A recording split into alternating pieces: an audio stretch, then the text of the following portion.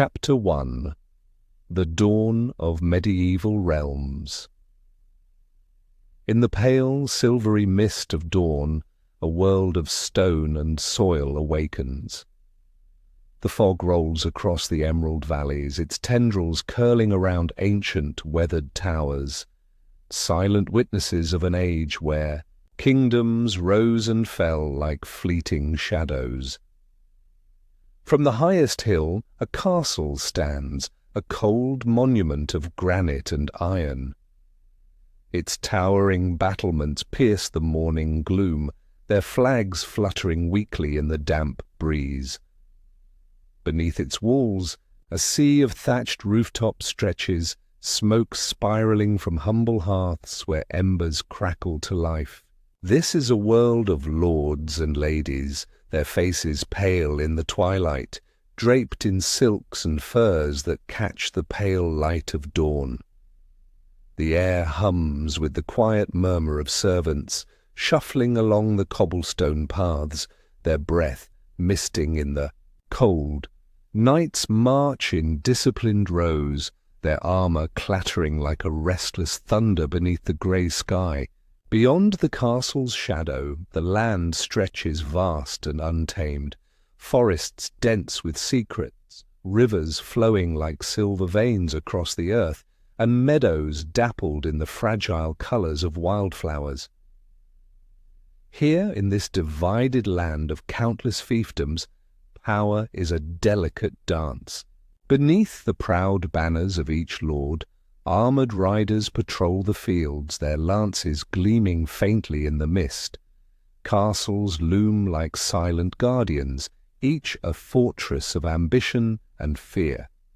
The strong walls promise protection, but they are also cages for those who dwell within, prisoners of duty and pride. In the fields beyond, peasants toil under the indifferent sky.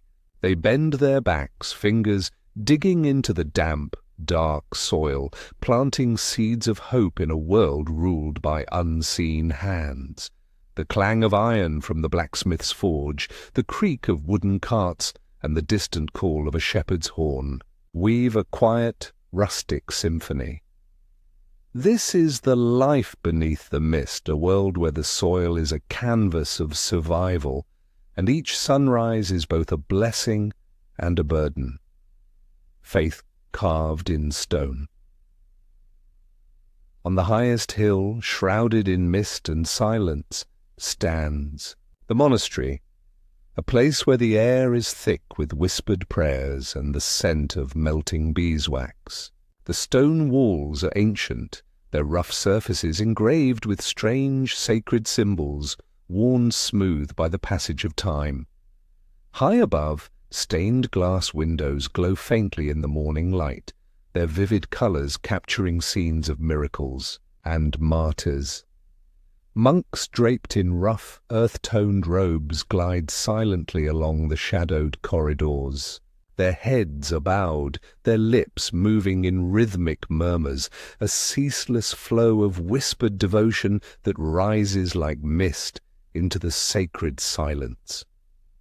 Within the scriptorium, a lone figure bends over a parchment, his quill dancing across the page, with a delicate, deliberate grace.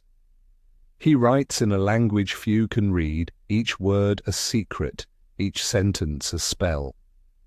The monastery is a world of quiet rituals. Bells chime in slow, solemn tones, marking the hours of prayer, the hours of rest, and the hours of work. In the chapel, candle flames waver, casting a soft, golden glow over the rows of humble, kneeling figures. Their faces are lost in shadows, their souls offered to a silent heaven. But faith here is more than prayer. It is a way of life, an unseen thread that binds the living to the divine. In the cold crypt below, the bones of forgotten saints rest in dust and darkness. Silent, witnesses of a faith that endures beyond life. Each whispered prayer is a bridge, each hymn a fragile link between the earthly and the eternal. Yet the world beyond these sacred walls is not forgotten. The monks carve herbs and mix potions, their wisdom a balm for the sick and suffering who come seeking miracles. Beneath the quiet piety there is knowledge, a quiet rebellion against the darkness beyond. Their manuscripts filled with the lore of plants, the secrets of the stars, and the stories of saints are treasures guarded with silent reverence. The forgotten village, paths beyond the shadow of the castle and the silence of the monastery, the village stirs. It is a simple place, a cluster of thatched huts huddled along a winding dirt path. Smoke rises in thin wisps from chimney tops, carrying the scent of burning wood and freshly baked bread. The fields stretch beyond, dotted with cows grazing lazily, their bells chiming softly. Children chase each other down the cobbled paths, their laughter bright as the morning sun piercing the mist. Chickens scatter before their tiny bare feet, clucking in indignation. An old woman, bent with age, sweeps the earth before her door, her weathered hands moving in a slow, steady rhythm. The blacksmith's forge is a place of light and shadow, where sparks dance like fireflies in the dim, smoky air. His hammer rises and falls with a steady, rhythmic clang, each strike ringing out across the village. His arms are thick with muscle, his face marked with soot and sweat, but his eyes are warm, and his voice a gentle rumble. At the village well, women gather, their laughter mingling with the splash of water and the creak of the wooden pulley. They speak of the harvest, of the weather, of the distant lords who rule over their lives. Their faces are lined with years, but their eyes sparkle with quiet hope. In the fields, men bend beneath the sky, their hands roughened by toil, their faces touched by the sun. They sow seeds in the spring, reap golden fields in the summer, and watch the earth grow quiet beneath the grey skies of winter. This is their world, a world of simple joys, quiet sorrows, and the slow, steady rhythm of the seasons. Noble courts and whispering halls. But beyond the fields and the village paths, there is another world, a world of whispered schemes and golden feasts. The grand halls of the lords and kings are vast, their walls adorned with tapestries of forgotten battles and faded glories. The flicker of torchlight dances upon polished silver, and laughter rises like the distant roll of thunder. The lords are draped in velvet and silk, their fingers heavy with rings of gold and gemstone. The ladies are radiant in gowns of flowing silk, their smiles painted with delicate mystery. Goblets are raised, wine flows like a river of crimson, and the air is thick with the scent of roasted meat and spiced bread. But beneath the laughter whispers weave a darker tale. In the shadows behind the grand pillars alliances are forged and betrayals are born. A nobleman's warm smile hides a dagger's intent. A lady's gentle laugh is a veil for a bitter grudge. Here words are weapons, and silence is a shield. The jesters dance, their painted faces hiding eyes that see more than they should. Musicians play soft, haunting melodies, their strings trembling beneath the touch of graceful fingers. The dance of power never ends, a silent storm beneath the gilded calm, and beyond the grand halls the darkness of night falls. Stars shimmer faintly over the misty valleys, the moon's pale light touching the silent towers of the castles. In the quiet shadows, secrets whisper, and dreams rise and fall like the mist itself, fragile, beautiful, and forever fleeting. This is the dawn of the medieval world, a world of mist and sunlight, faith and fear, simple lives and secret schemes, a world that whispers of legends yet to be told. Chapter 2. Beasts of the Dark Woods. In the shadowed embrace of the forest, where moonlight shivers through tangled branches, the night is alive with whispers. The wind carries a chill, rustling leaves like ghostly sighs, and in the darkness the wolves stir. Their silver eyes pierce the gloom, gleaming like distant, ghostly lanterns. Beneath the pale moon, their silhouettes weave through the mist, silent phantoms prowling beneath the ancient canopy. For the villagers, the wolves are more than mere beasts. They are shadows of dread, omens lurking at the edges of firelight. By the warmth of crackling hearths, stories are told, stories of lost children whose cries vanished into the night, of hunters whose tracks ended in a tangle of blood and shredded leaves. To the peasants, a wolf's howl is not just a call. It is a curse, a whisper of hunger and death. In the darkness, a lone wolf stands atop a moss-covered boulder, its head lifted to the sky. A haunting, mournful howl rises, threading through the cold air, carried far across the fields. The village falls silent, doors barred, shutters drawn tight against the night. Flames flicker nervously in the hearths, shadows dance along the thatched walls. But beyond fear there is a strange, grim respect. The wolves are more than monsters. They are survivors, hunters of the moonlit woods, creatures bound to the ancient laws of nature.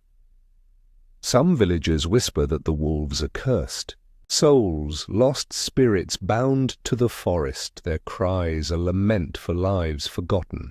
Others believe them to be guardians, fierce spirits that punish those who stray too deep, too far from the safety of the village lights. Yet for those who wander beyond the fields, who step beneath the shadowed boughs, the wolves are neither spirits nor guardians. They are hunger given form, fangs that glint like silver daggers, eyes that glow with a quiet ancient hunger, a reminder that the forest is a world of its own, where fear is as thick as the mist and the darkness has teeth. Dragons in the mist, myth or memory. Deep in the swirling mist of mountain peaks, where the world is crowned with cold and silence, legends are born. Here, beyond the reach of kings and castles, there are whispers of dragons, ancient, scaled leviathans that slumber beneath the earth, coiled in darkness like twisted shadows. Their wings, when spread, cast storms upon their land, their breath a furnace that scorches the sky. But are these dragons real? Or are they merely shadows of fear, born from the smoke of mountain fires, from the thunder that shatters the quiet of the valleys? For the villagers, the answer is a quiet terror. Around the hearth, stories take flight. Tales of great serpents, that twist among the peaks, their scales shimmering like molten silver beneath the moonlight. Warriors who ride forth to slay these beasts return with scorched shields, their tails marked by the scent of ash and fear. The bards sing of ancient heroes, knights clad in armor of purest steel, whose swords blazed with holy light, who ventured into the mountains to challenge the dragon's wrath. Some tell of victory, of dragons struck down in glorious battles, their bones left to bleach beneath the mountain winds. Others speak of ruin, of villages consumed in flame, of forests scorched to blackened ash. Yet not all dragons are beasts of terror. Some are whispered to be guardians of ancient treasures, their lairs hidden beneath glittering lakes or deep within crumbling mountain caves. Their breath may scorch, but their wisdom is said to be boundless, their eyes glowing with the light of forgotten stars. But as the mist curls through the forests, shrouding the world in silver, the question remains, are these dragons real? Or are they shadows of the mind, given life by the fears of the living and the echoes of a forgotten past? To the villagers, it does not matter. For in the darkness of the night, beneath the cold gaze of the moon, the dragons are as real as the mist itself. The black boar of the hollow in the tangled depths of the forest where sunlight struggles to pierce the dense canopy. There is a shadowed clearing, a place where even the birds fall silent, where the air is thick with the scent of damp earth and decay. Here, whispered among the hunters and the villagers, is the tale of the black boar, a beast of rage and iron tusks, a creature whose very name is a prayer for safety. The black boar is not a mere animal. It is a legend, a nightmare that moves through the woods with the weight of a storm. Its hide is thick and scarred, dark as the soil it prowls. Its tusks curve like cruel daggers, caked with the stains of shattered spears and broken shields. In its eyes burns a hunger, a fury that seems older than the trees, older than the earth itself. Hunters tell stories of their encounters. Men who ventured boldly into the woods, spears sharp and hearts steady, only to find themselves scattered and broken, their courage shattered beneath the weight of the boar's charge. In the villages the old men shake their heads, their voices hushed. "Do not stray into the hollow," they whisper. The black boar is not just a beast, it is a curse. But still, some are drawn by pride, by the promise of glory. For in the hearts of the young, courage is a flame that does not easily die. They march into the woods with bright eyes and sharp blades, each step a challenge to the shadows. But the forest is patient, and the black boar is a silent storm, waiting in the tangled gloom, its breath a whisper in the mist. And when the mist rises, when the forest breathes its cold breath, there are screams, brief, sharp, and swallowed by the silence. In the village, the hearths burn a little brighter, the doors are barred a little tighter, and the name of the black boar is whispered like a prayer. Serpents in sacred groves beyond the dark woods, where the sunlight filters through ancient, twisted trees. There are sacred groves, places where the air is thick with the scent of wildflowers and the murmur of hidden springs. Here, in these shadowed sanctuaries, the serpents slither. Their scales glimmer like wet leaves shifting with the light, a dance of shadow and silver. Beneath the mossy stones they coil in the cool darkness, their eyes like drops of molten amber. To some they are mere animals, a nuisance to be avoided, a threat to be crushed beneath the heel, but to others they are more. The Druids speak of serpents as guardians, keepers of ancient secrets, creatures whose silent gaze pierces the veil of the mortal world. In whispered chants they tell of a great serpent that guards the spring of life, whose bite brings not death, but vision. The villagers, too, have their stories of cursed souls transformed into serpents, condemned to slither forever in the shadows of the sacred groves. Beneath the twisted trees where the sunlight dances and the shadows sway, the serpents move with a quiet, eerie grace. Some are harmless, their sinuous bodies gliding over the moss, slipping between the stones. Others are deadly, their fangs glistening with venom, their strike swift as lightning. But for those who walk the sacred groves, who whisper prayers to the ancient trees, the serpents are more than mere creatures. They are symbols of life and death, of wisdom and poison, of the eternal dance between shadow and light. And as the sun dips beneath the trees, painting the grove in hues of gold and shadow, the serpents weave their silent paths, a living reflection of the mysteries that dwell in the ancient earth. This is the world beyond the village walls, a world of shadow and legend, where beasts prowl and whispers carry the weight of ancient fears. A world where the forest is not just a place but a realm of mysteries, where darkness has eyes and the mist is alive with silent whispers. Chapter 3. The Tools of Pain.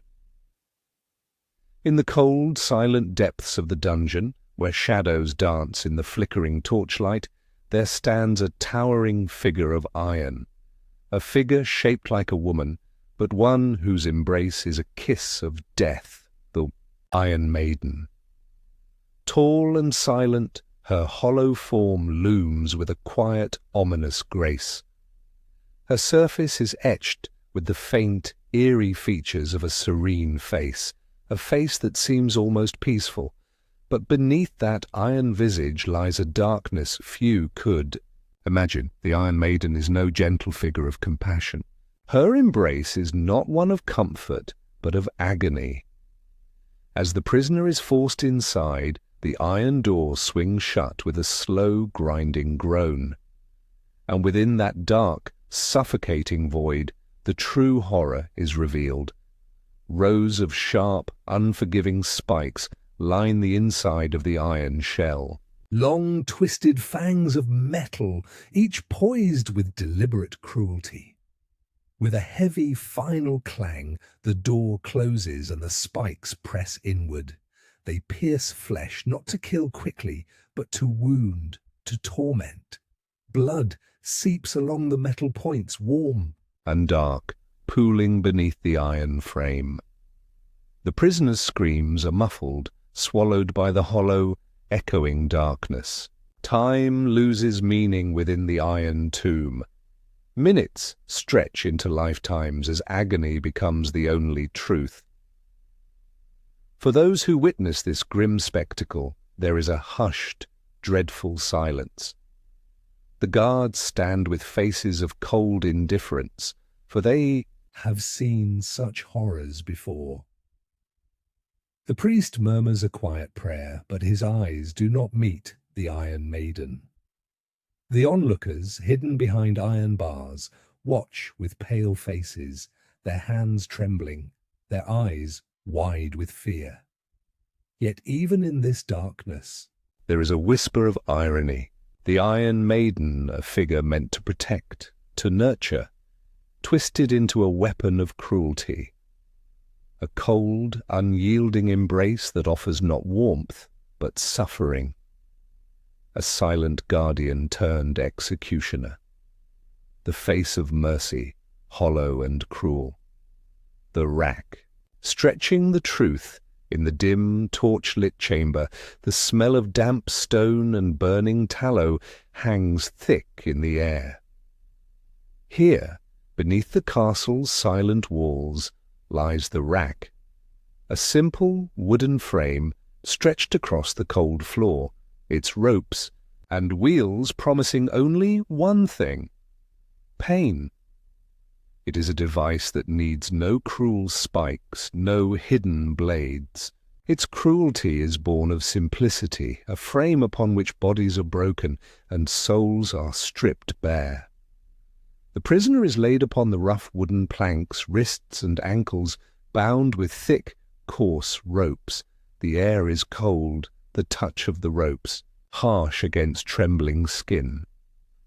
Above, the iron wheels stand like silent, indifferent judges, their gears rusted but cruelly efficient. With a slow, deliberate motion, the executioner turns the wheel, and the ropes begin to tighten. At first, there is only a dull ache, a quiet pressure in the shoulders and thighs, but the wheel turns again, and the ache blooms into agony. Joints strain, muscles stretch, and bones begin to grind. The prisoner's body is pulled, each limb drawn a fraction farther apart. Screams fill the chamber, raw and desperate, bouncing off the cold stone walls. But the wheel does not stop. Every turn is a question. Every click of the gears a demand for answers. Confessions spill forth like blood. Some true, some desperate lies, torn from quivering lips in the hopes of mercy. But mercy is a stranger here. The rack is not a tool of justice, it is a weapon of fear. The executioner's face remains, as you see, mask of calm, his hands steady on the wheel, his eyes cold and distant. To those who watch, the rack is a theatre of pain, a stage upon which truth is twisted and shattered. And yet, in the quiet that follows, when the wheel is still and the screams have faded, there is a silence that speaks of something darker. A silence in which even the walls seem to whisper of suffering that cannot be undone. The scold's bridle, silencing the outspoken in the crowded village square. Beneath the watchful gaze of the high stone tower, a different kind of punishment awaits. A punishment not of flesh, but of pride, of dignity, the scold's bridle. A mask of cold, unyielding iron, forged not to wound the body but to crush the spirit. It is a cage for the face, a prison for the tongue. The iron mask is heavy, its cold surface pressing against the cheeks, the forehead, the jaw. Within, a cruel iron plate juts inward, a tongue piece, sharp and unforgiving, pressing against the tongue of the wearer. With every word, every whisper, the iron digs deeper, a constant reminder of pain. The scold's bridle is a punishment reserved for those whose voices have been deemed dangerous.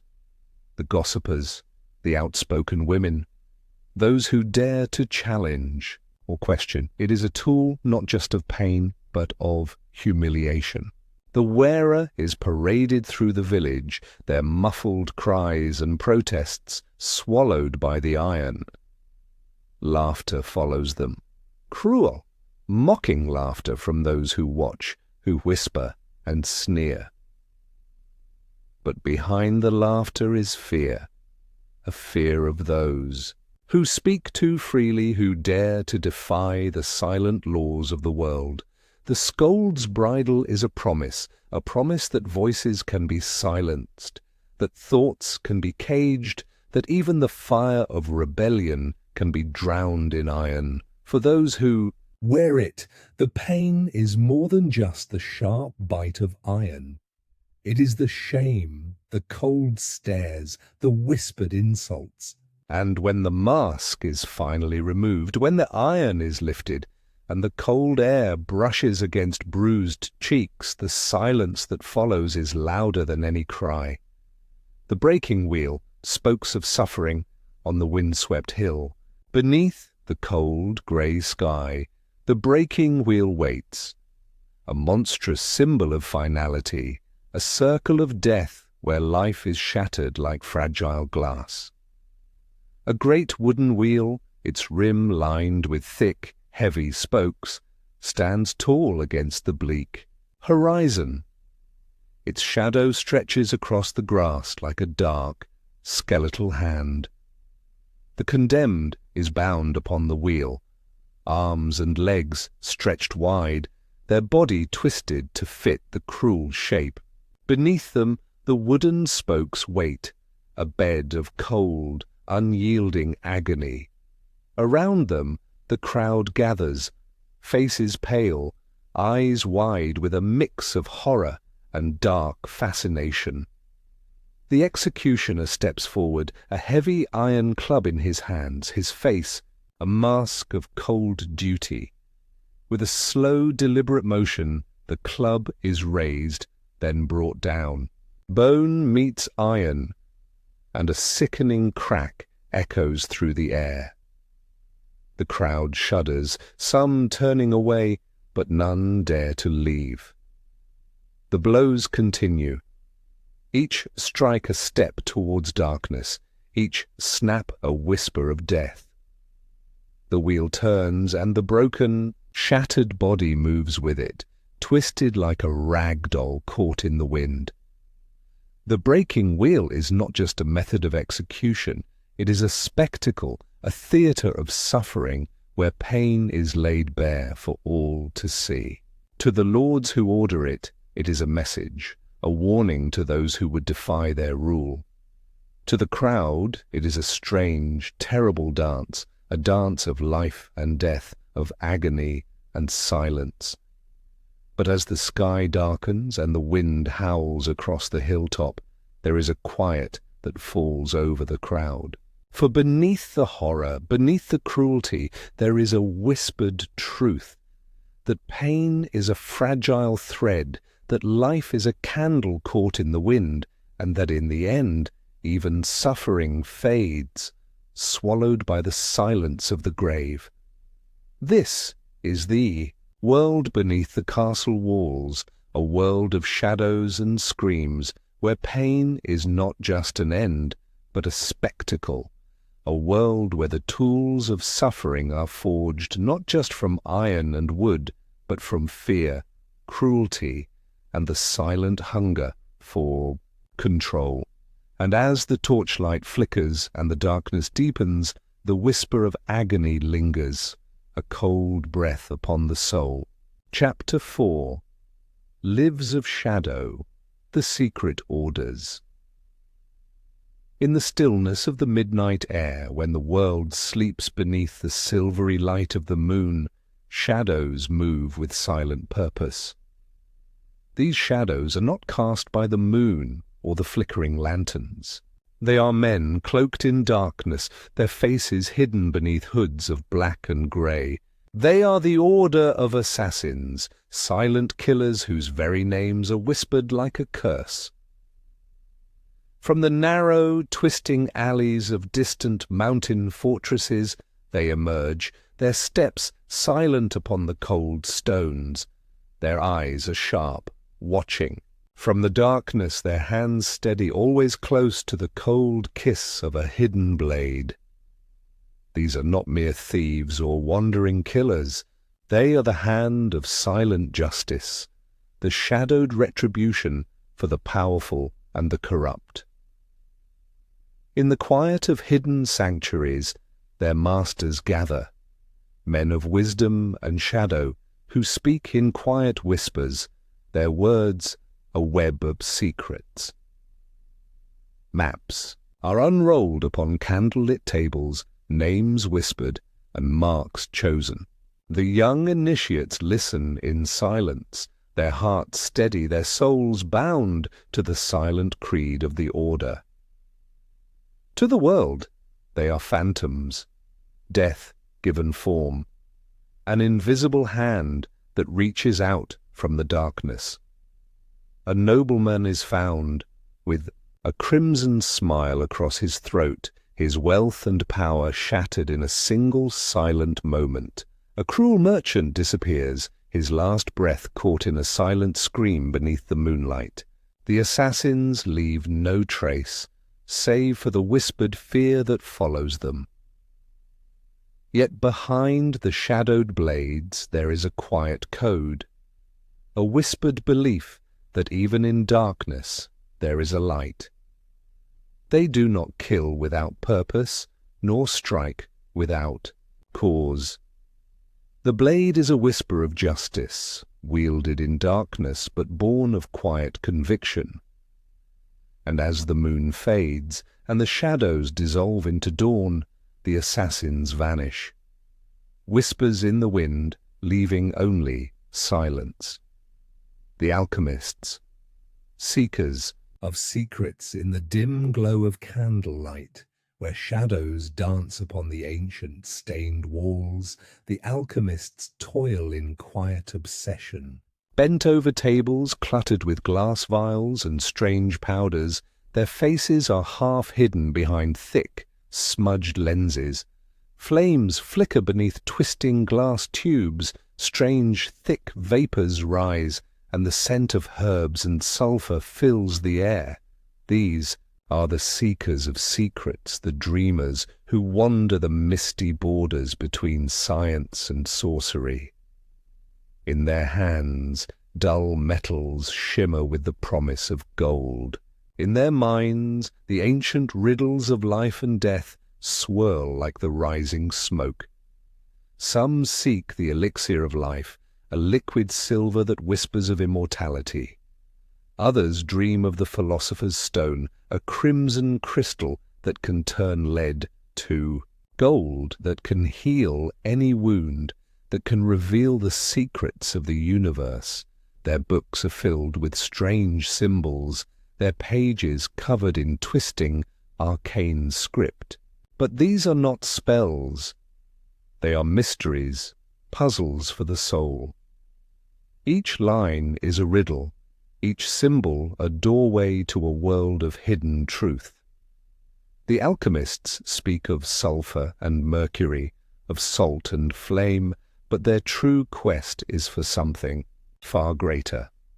The light of understanding in a world of shadows. But the life of an alchemist is a quiet struggle.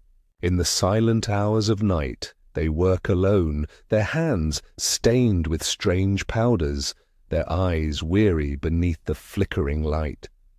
Outside, the world whispers of sorcery, of devils' tricks and forbidden knowledge. Kings covet their secrets, priests watch with suspicion, and the common folk murmur of witches and warlocks. Yet, in the darkness, the alchemist's flame burns on. Each failure is a lesson, each shattered vial a step towards the truth. They are not masters of magic, but seekers of knowledge, dreamers whose hearts burn with quiet, relentless hope, the Knights Templar, guardians of the Grail beneath the vast, sunlit sky, where the wind sweeps across the dusty plains of the Holy Land, a column of warriors marches. Their armor glimmers beneath the burning sun, their white cloaks dance in the breeze, each marked with a crimson cross, a symbol of faith, a mark of sacrifice. These are the Knights Templar, warriors and monks sworn to a sacred cause.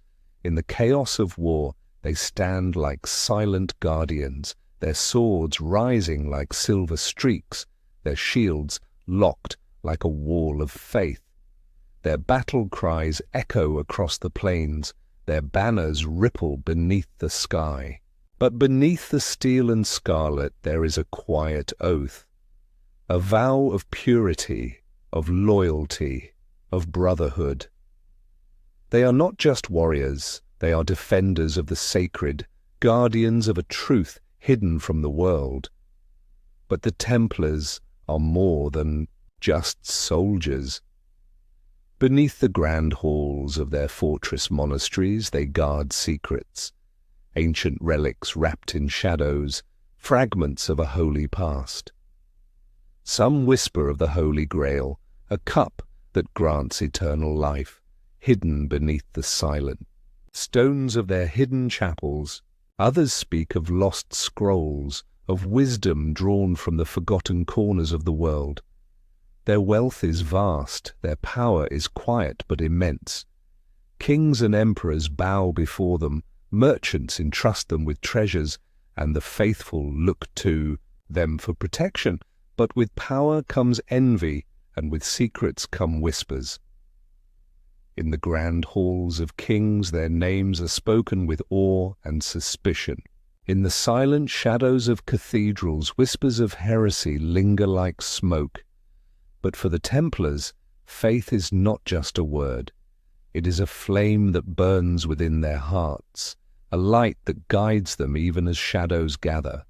And though their banners may fall, though their grand halls may crumble, the legend of the Knights Templar remains, a story whispered in the halls of history. The Cathars, souls of purity in a world of fire, in the quiet, mist-shrouded valleys of the distant mountains, there once lived a people who spoke of light and spirit, of purity and truth. They called themselves the Cathars, souls who saw the world as a battle between light and darkness, spirit and flesh. They lived simply in quiet villages, their hearts seeking the purity of the divine. For them, the world of stone and shadow was a prison, a place where the soul was trapped, caught in a web of desire and sin. They rejected the wealth and power of the church, turned away from the glitter of gold and the pride of kings. For the Cathars, faith was a quiet inner light, a flame that burned within the soul. Their prayers were whispered in simple chapels, their songs rose like soft winds among the mountain meadows. They shared their bread, they helped the poor, they lived as the ancient saints, humble, kind, and gentle. But their words carried a quiet, dangerous truth, a truth that whispered of a world beyond the shadows, of a divine light untouched by darkness, and for this truth they were hunted. Armies marched upon their villages, swords rose like a dark tide, flames devoured their chapels. The mountains echoed with the cries of the dying, their ashes scattered by the cold winds. But even in the face of fire, the Cathars stood with quiet, unyielding faith. They sang as the flames rose, their voices rising above the crackling roar, a final hymn to the light they cherished.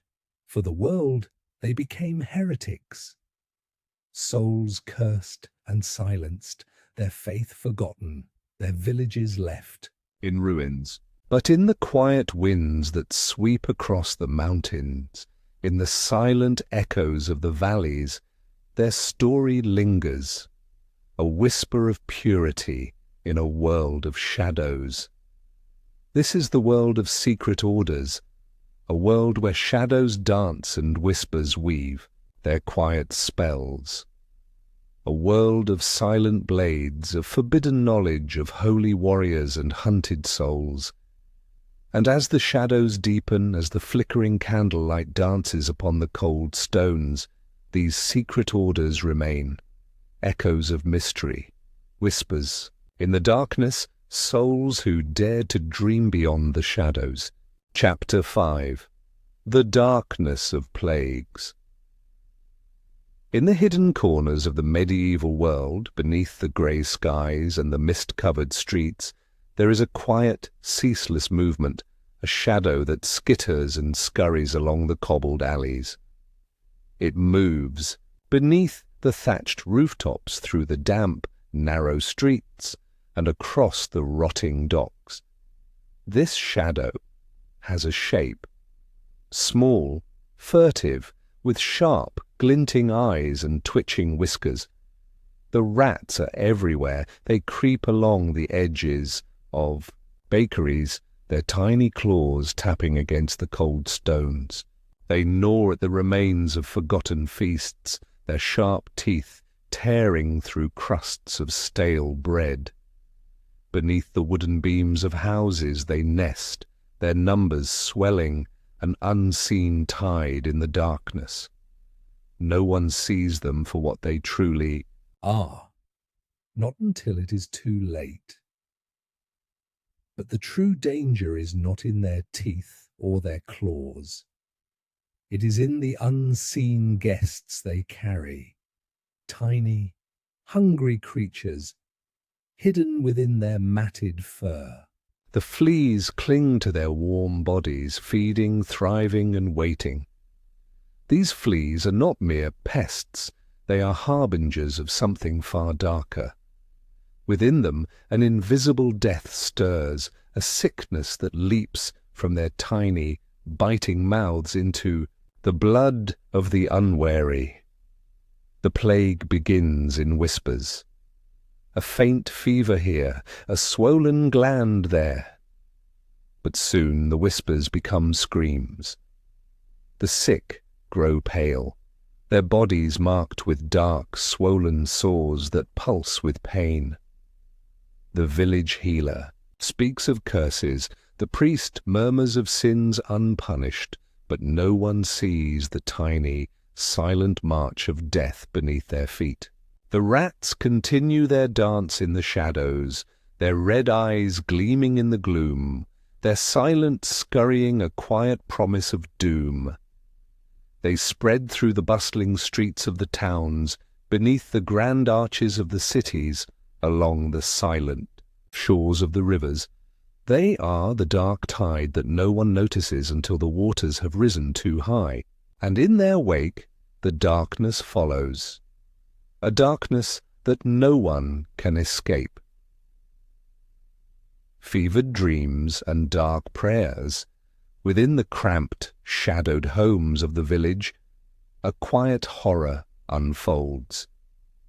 It begins with a shiver, a faint chill that creeps through the bones, followed by a fever that burns like a forest fire.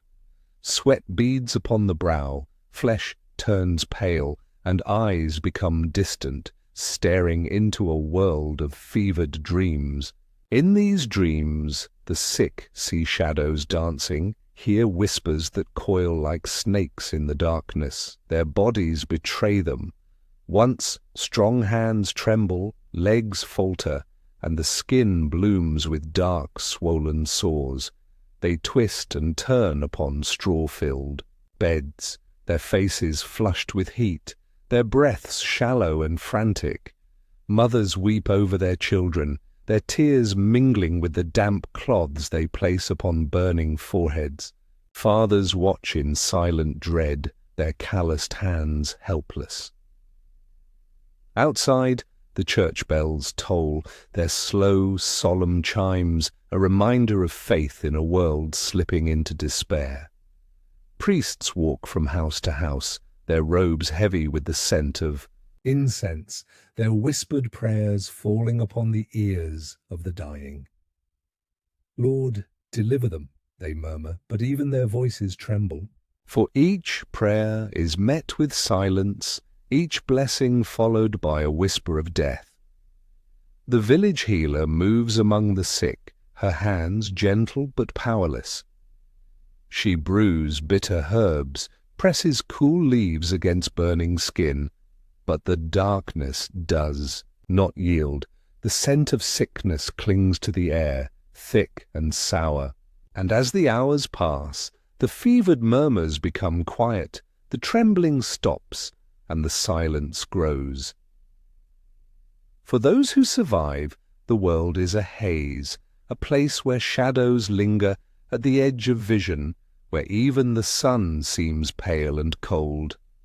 Graves in the churchyard grow crowded, the earth freshly turned, the wooden crosses standing like silent witnesses to the darkness.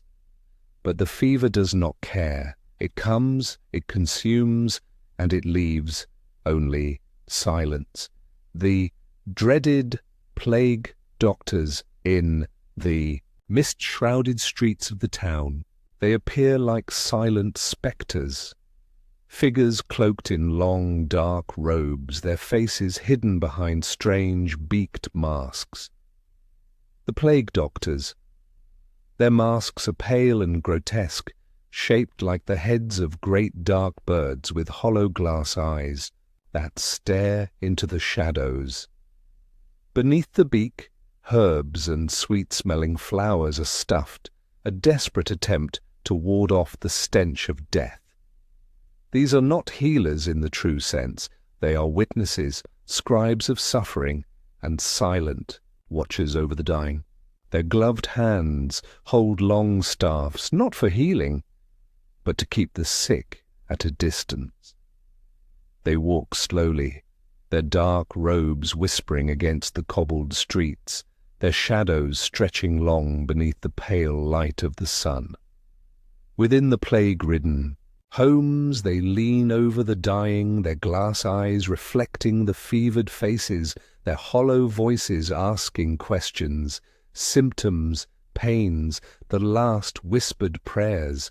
They write with cold, steady hands, their ink capturing the final words of the afflicted, a record of despair in careful, slanted script. In the town squares, they burn the bodies, thick smoke curling into the grey sky, the scent of ash mingling with the scent of herbs. They prescribe strange cures, potions brewed from bitter roots, amulets made of twisted silver, charms painted with symbols of protection. But these are shadows, false hopes in a world where death is a silent storm. To the villagers, they are creatures of fear, angels of death walking the streets. Children hide behind doorways when they see the dark cloaks.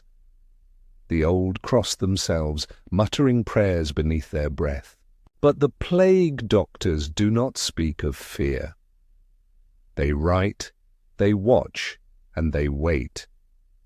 For in the shadow of the plague, even healers become something darker, witnesses to a silent, creeping oblivion.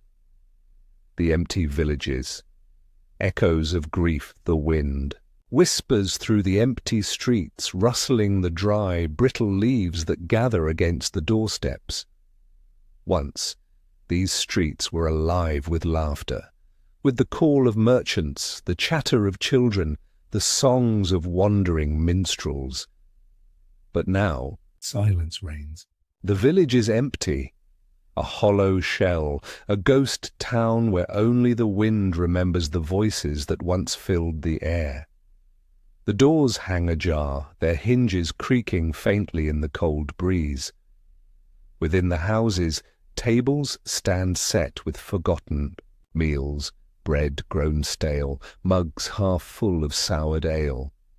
Beds remain unmade, the straw scattered and cold.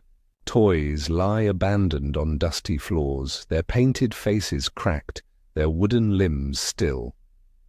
The fields beyond the village grow wild, tall grasses swaying in the wind, flowers blooming without care. The wheat stands unharvested, golden stalks bending beneath the weight of the breeze. The mill by the river is silent, its great wooden wheel unmoving, the water rushing past, uncaring and free. Graves dot the churchyard, the crosses leaning like weary sentinels. Names are carved in rough stone, some already fading, their stories forgotten. A single crow perches upon the steeple, its dark feathers ruffled, its call a harsh cry in the quiet air. But grief is not just in the silence. It lingers in the whispers of those who remember. In distant villages, mothers hold their children close, fathers murmur of lost friends, and the old speak of a time when the streets were filled with life. The empty village is a scar upon the land, a place where memories linger like ghosts, and each abandoned house is a tomb for the laughter that once echoed within. For those who remain, silence is both a wound and a warning, a reminder that life is fragile, that joy can wither, and that the darkness of the plague is not just a sickness of the body, but a shadow that steals even the light of memory. This is the world beneath, the shadow of the plague, a world where death is not just an end, but a presence, a whisper that weaves through the streets, the fields, and the very air. A world where silence is a reminder, and each empty house is a quiet, aching song of lives lost. Chapter 6: The Siege and the Sword. In the cold, misty dawn, where the pale light barely pierces the grey sky, a shadow falls upon the great stone walls of the castle. It is not the shadow of clouds or the whisper of twilight. It is the shadow of war. Beyond the towering battlements, a sea of armoured men stretches to the horizon, their banners fluttering like the wings of dark, silent birds. The air is thick with the smell of damp earth and the distant murmur of marching feet. Siege towers, great wooden behemoths, creak and groan as they are pushed forward, their hulking forms lined with iron plates. Beneath them, the ground trembles. With the weight of men and horses, the earth scarred by deep ruts where the wheels carve their path. Catapults stand like ancient giants, their twisted ropes coiled with a silent, hungry tension. With a creaking groan, one of them releases, and a massive boulder hurtles through the air, its shadow racing across the fields. Upon the walls the defenders stand, faces pale, eyes sharp beneath steel helms. Archers notch their arrows, their fingers steady, but their hearts racing.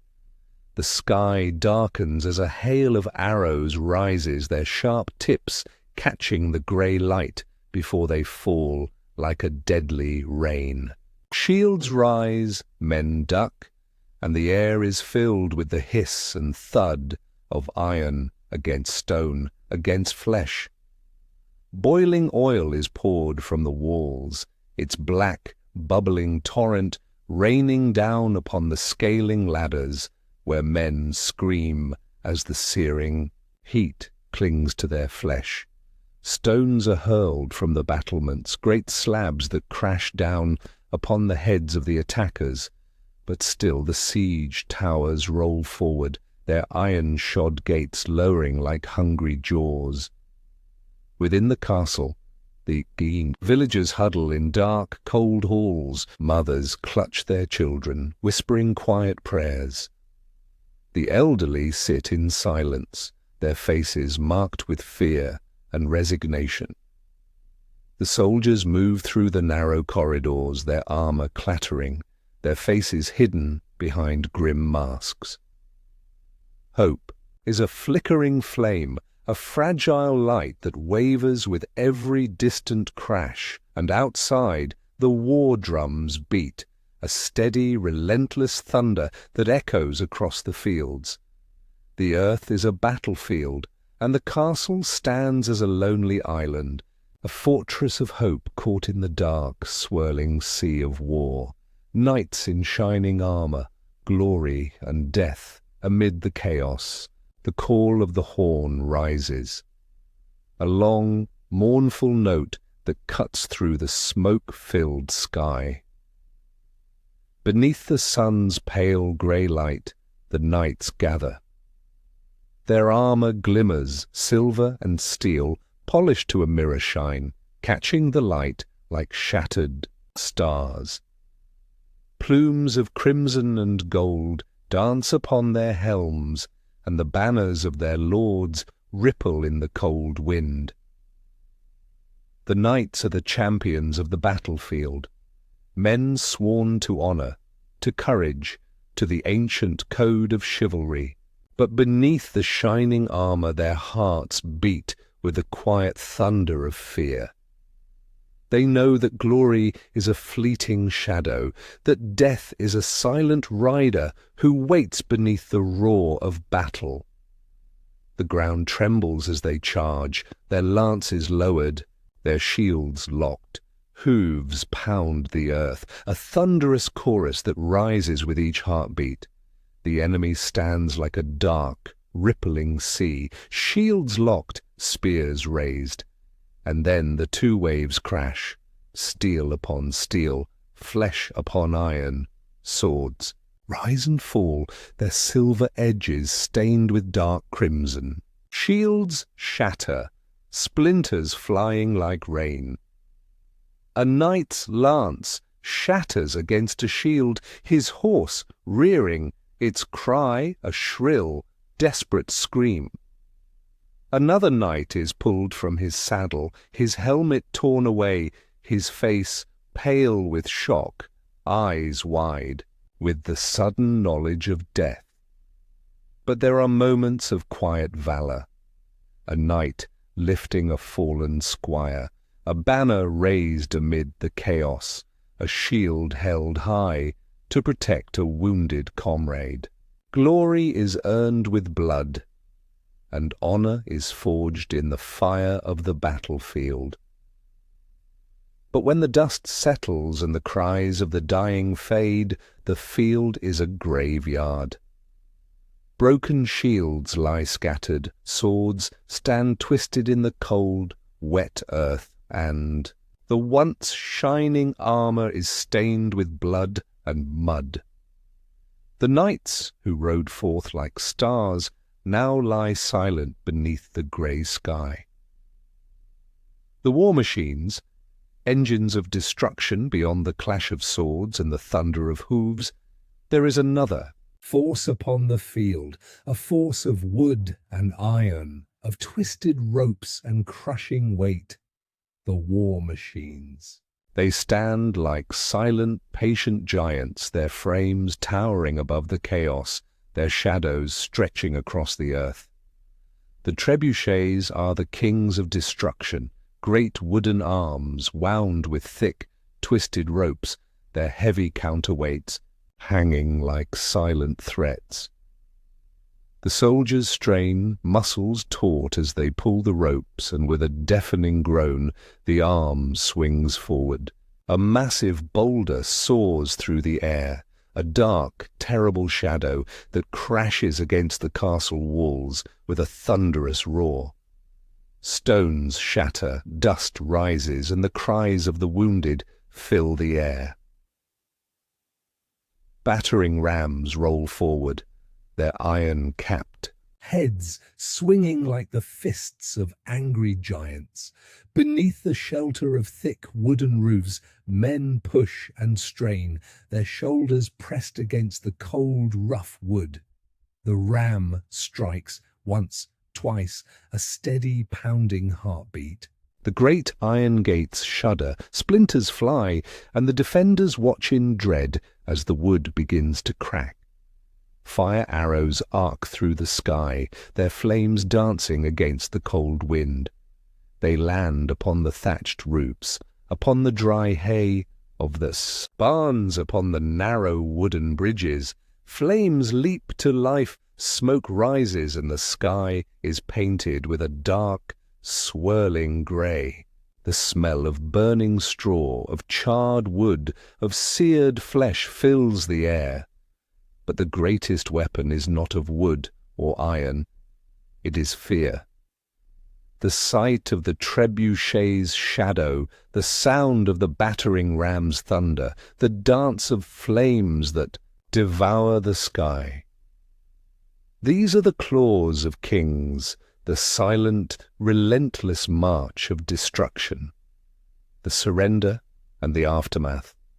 When the smoke begins to thin, when the roar of the battle fades to a distant whisper, the moment of surrender arrives. A tattered banner, once proud and bright, is raised above the broken walls.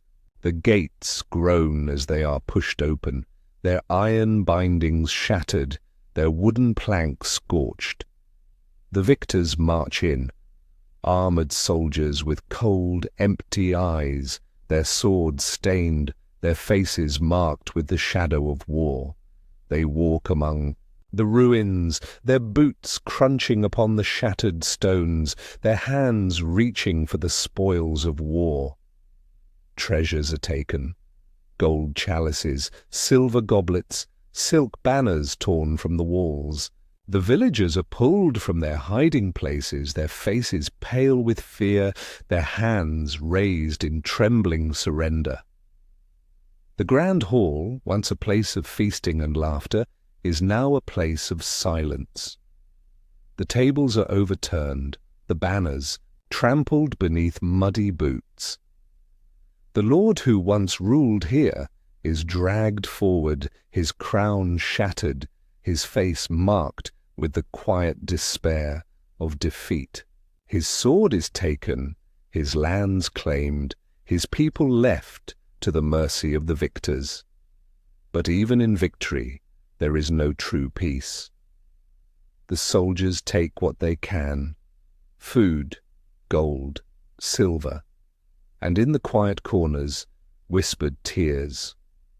A mother clutches her child, a young girl hides in the shadows, an old man weeps beside the ashes of his home, and as the sun sets, painting the sky with a dark, sombre red, the victors march away. Their banners ripple in the cold wind, their laughter a distant, fading echo.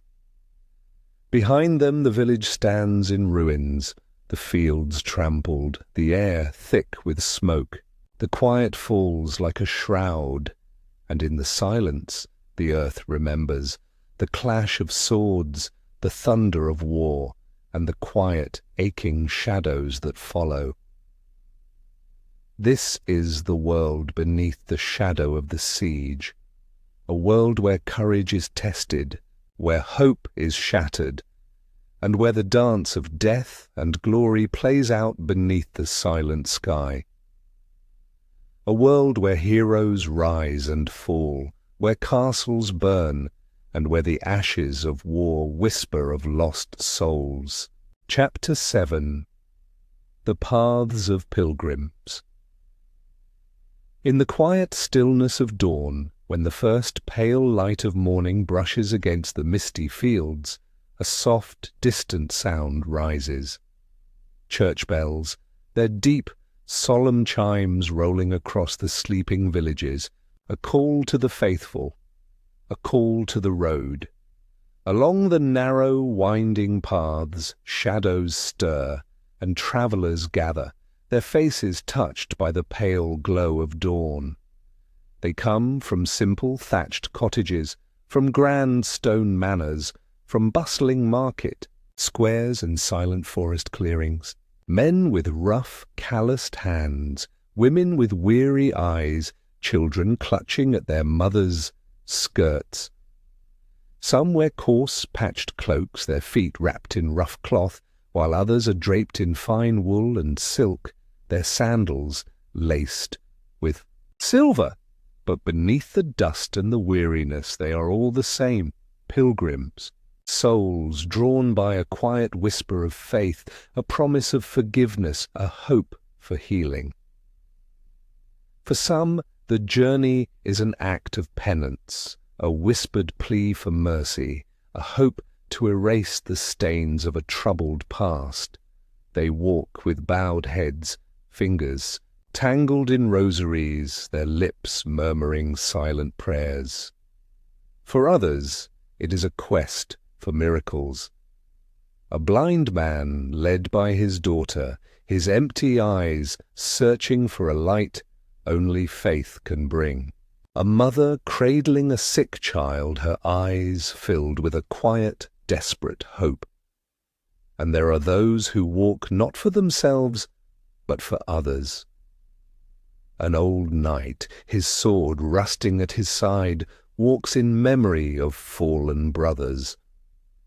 A young girl carries a wooden cross, a promise made for a father lost to the sea. They come as strangers, but beneath the quiet shuffle of their weary steps, their prayers weave together a silent hymn that rises with the morning mist.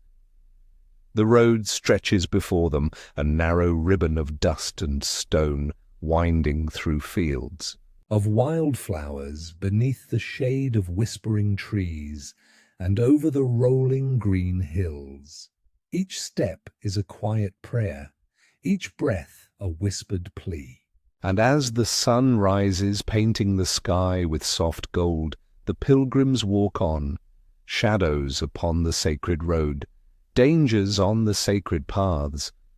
But the road is not only a path of hope. Beneath the dappled shade of the forest, where the trees lean close and the sunlight dances in twisted shadows, danger lurks. The air is cool, thick with the scent of damp leaves and moss, but it is also filled with whispers, the quiet rustle of leaves, the snap of a distant twig, the soft, hungry growl that rises and falls like a ghostly breeze.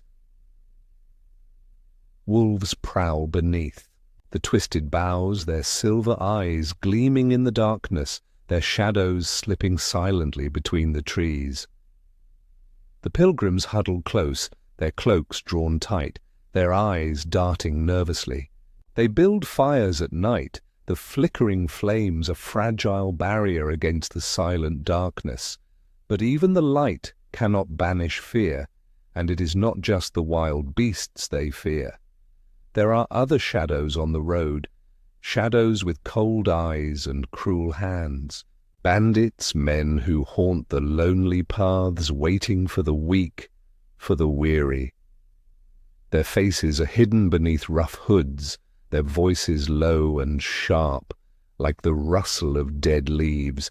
Swords flash in the moonlight, coins are taken, and the desperate cries of the pilgrims fade into the mist. The rivers, too, are treacherous, swift, dark waters that churn and twist beneath ancient, crumbling bridges.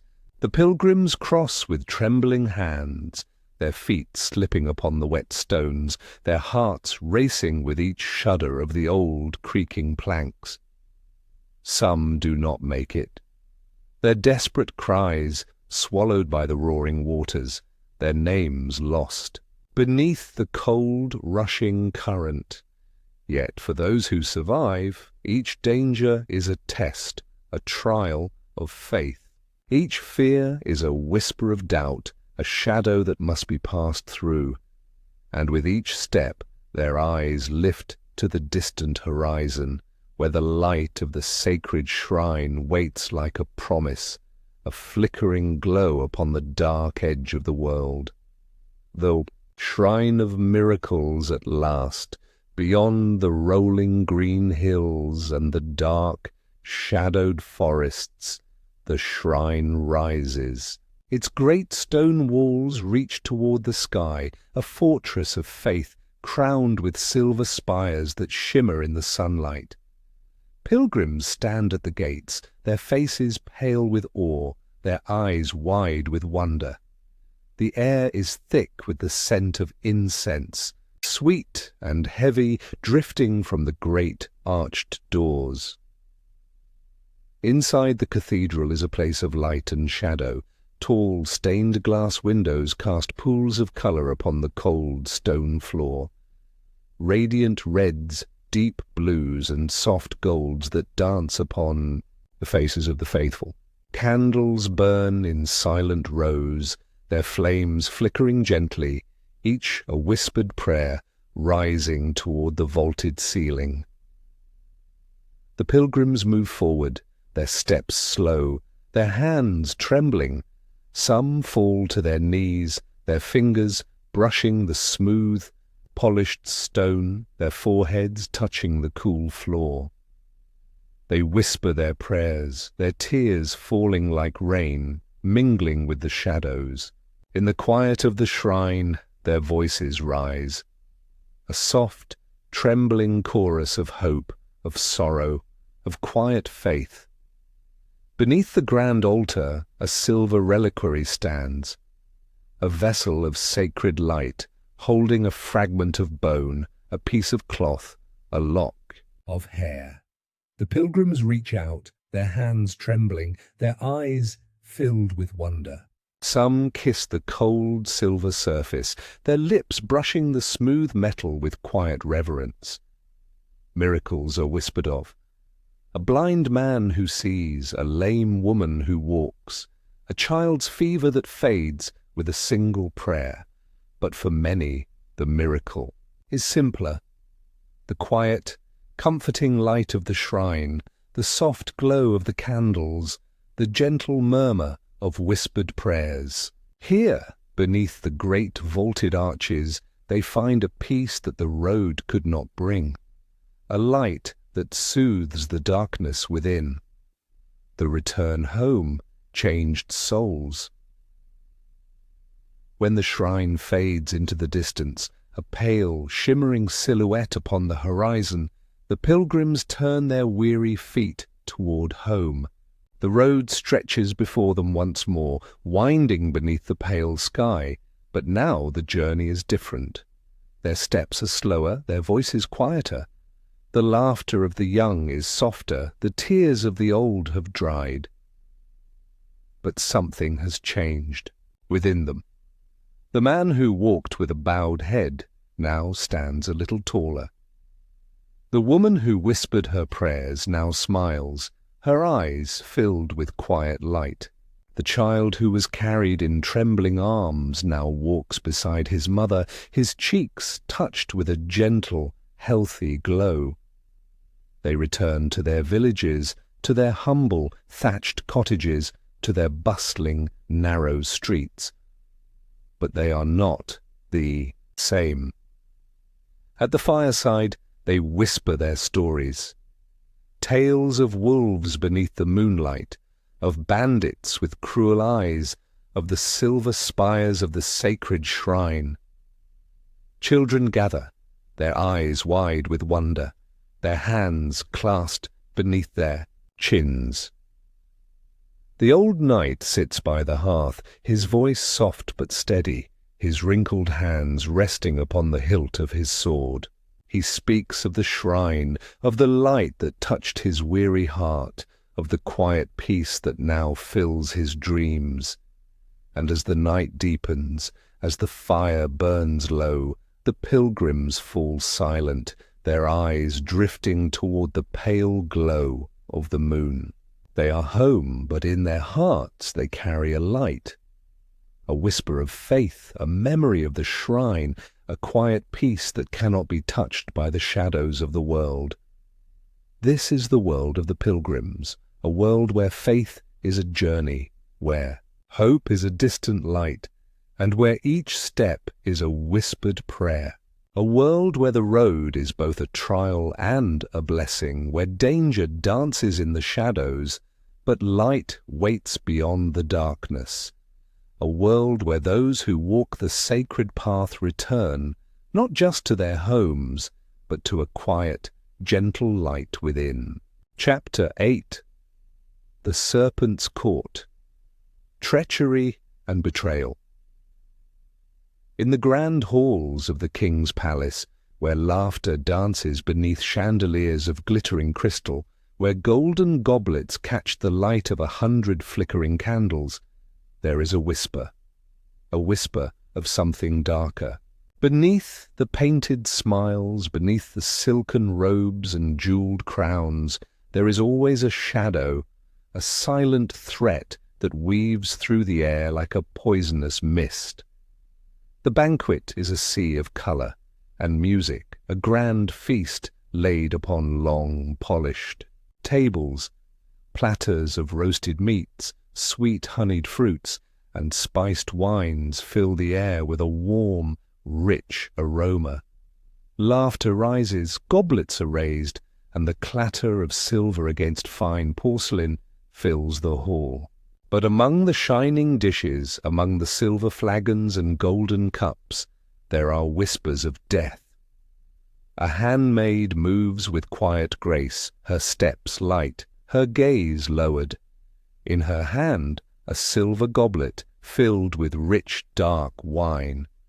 But within that, wine beneath the surface that glimmers like liquid ruby, there swirls a silent shadow, a poison, clear as glass, tasteless, scentless, a quiet whisper of death.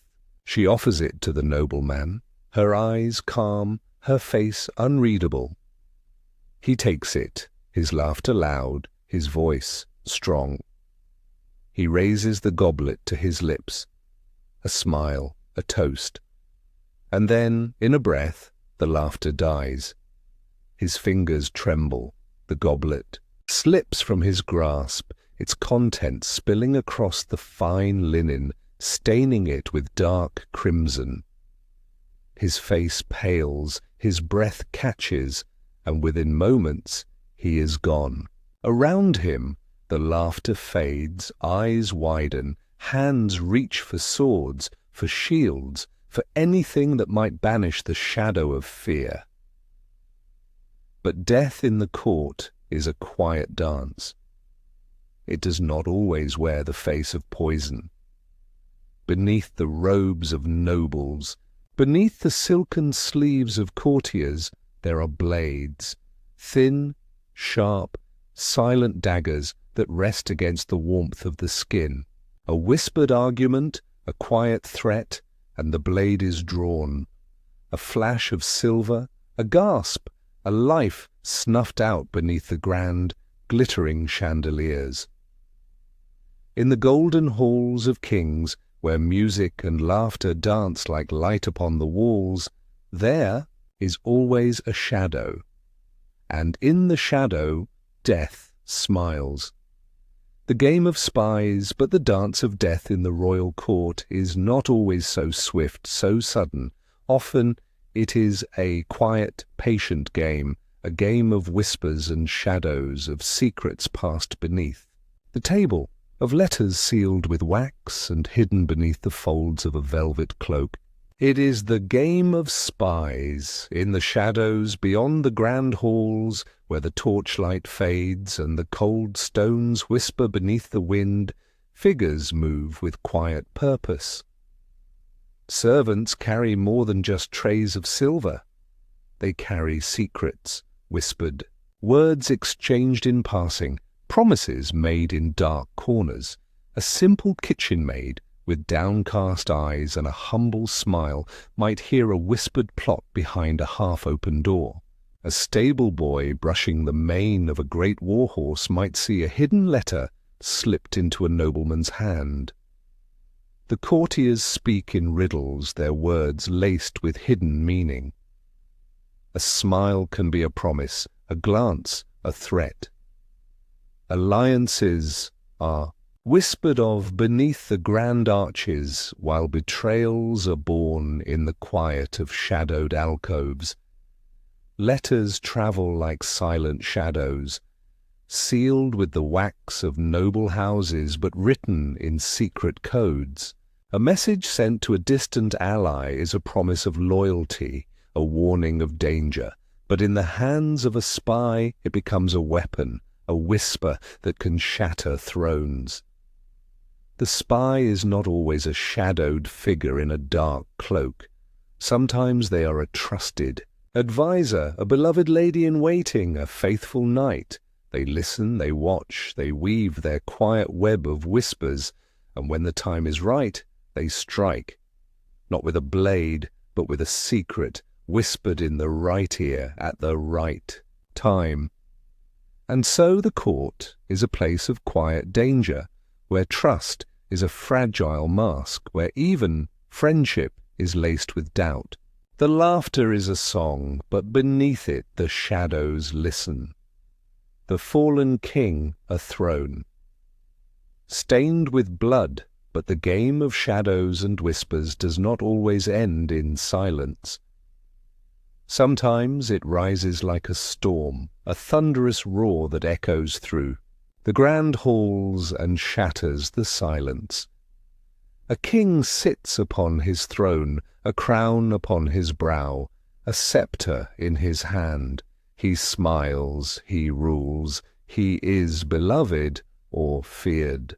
But beneath the grandeur, beneath the velvet and the gold, there is a shadow, the shadow of betrayal.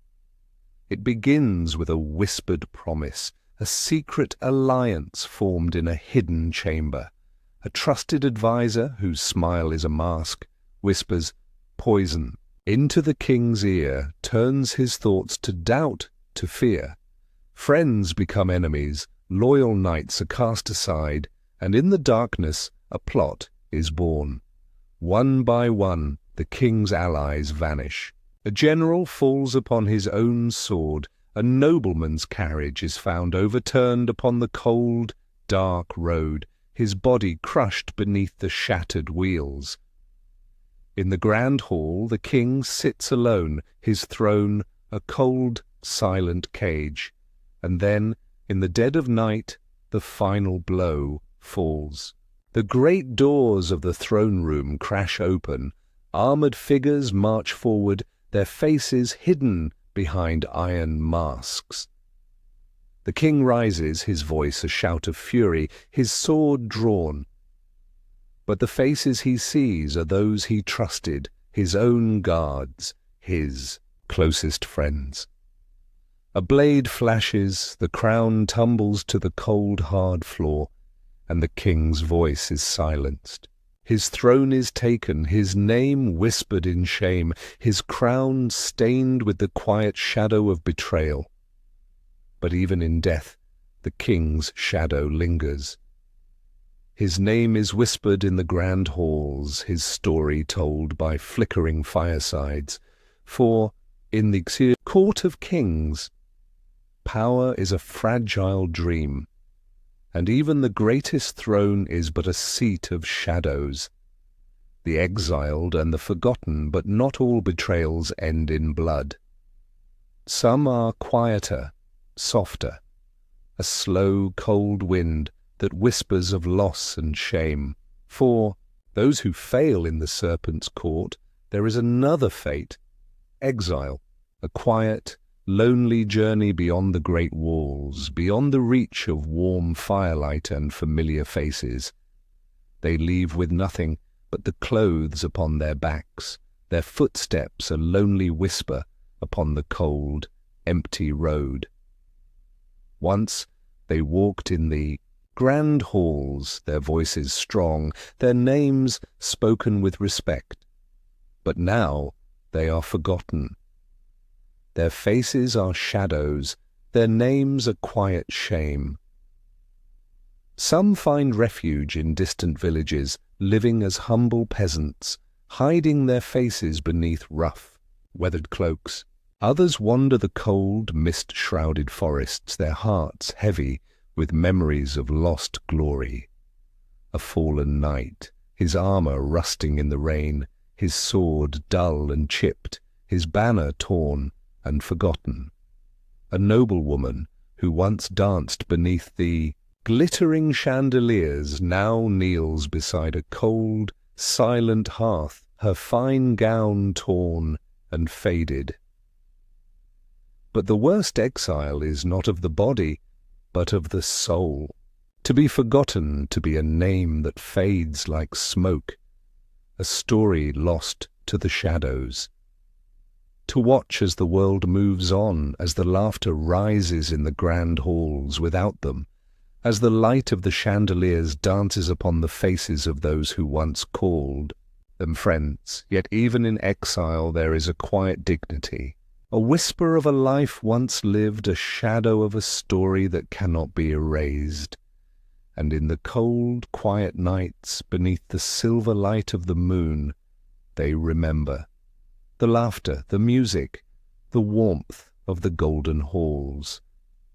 This is the world of the serpent's court, a world where smiles hide daggers, where whispers are weapons, and where shadows dance beneath the golden light, a world where the path to power is a twisted, treacherous road, where the crown is a burden, and where even the brightest halls are touched by the darkness of betrayal. Chapter 9. The Marketplace of Life. Beneath the pale light of a morning sky, as the mist lifts from the cobbled streets, the marketplace awakens like a garden of colours and sounds. Rows of canvas canopies ripple in the gentle breeze, painted in bright hues of crimson, emerald, and sapphire. Beneath these fluttering shades, merchants arrange their wares, their hands moving with practised grace, their voices rising in a cheerful, melodic chorus. Spices from distant lands, spill across wooden tables in golden, red, and earthy brown mounds. Cinnamon with its warm, sweet scent, saffron glowing like captured sunlight, and peppercorns as dark as midnight. The air is thick with the aroma of roasted nuts, sweet honey cakes, and freshly baked bread, their warmth mingling with the cool morning breeze. A silk merchant, his robes as colourful as his wares, unfurls a bolt of shimmering fabric. Emerald, green, its surface catching the light, rippling like liquid jade. His voice is smooth, a song of promises as he speaks of distant lands, of weavers who work beneath the golden sun, their fingers dancing upon the loom. Next to him, a jeweller leans over a glass case where gems glitter like fallen stars, rubies that burn with a fierce crimson light, sapphires that glow like a summer sky, and emeralds deep as forest shadows. His hands are delicate, his eyes sharp, his voice a quiet, patient murmur.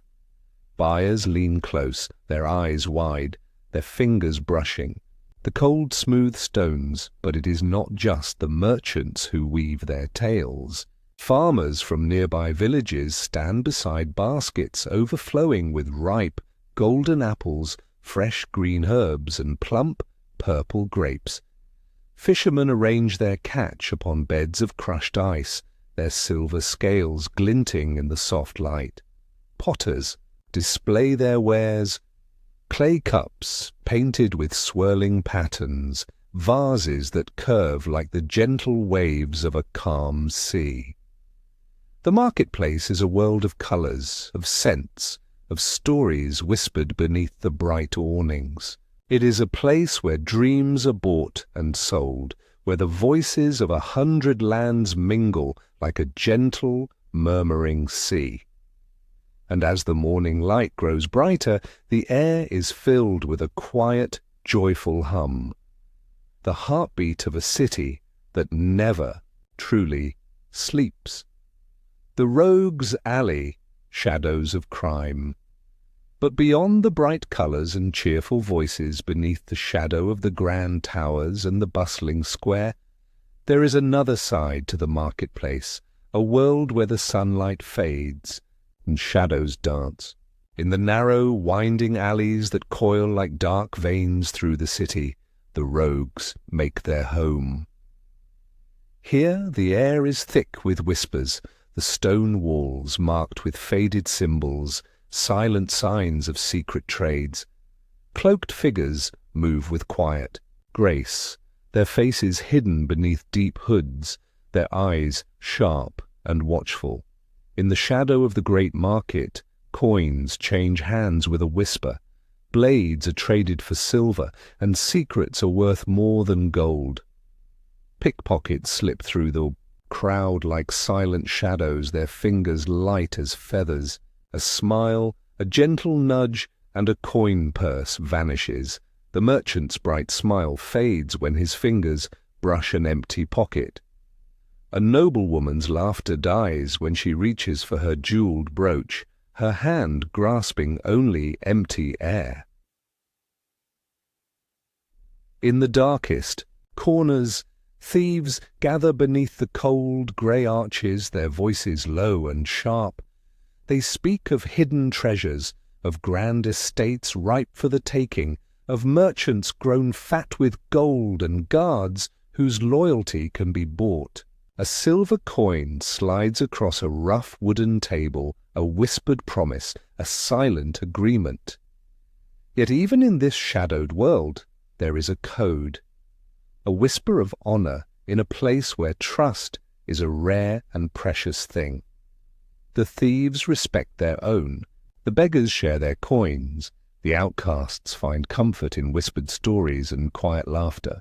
Here, beneath the cold shadow of the grand towers, there is a darkness that lives, that breathes, that dreams. And as the day fades and the light of the marketplace grows dim, the shadows stretch and the rogues walk in quiet confidence, there Silent dance, a shadowed mirror of the bustling square. The street performers. Laughter and light. But not all who wander the marketplace are sellers or thieves. Some come with nothing but their voices, their laughter, their art. They are the street performers, the dreamers who turn the grey stones into a stage, who paint the air with songs and stories. A juggler stands at the centre of a small, cheering crowd. His hands move like whispers, his fingers dancing as colourful balls rise and fall, looping in graceful, perfect arc. With a quiet smile he adds a fourth, then a fifth, his eyes never leaving the floating, spinning dance of colours.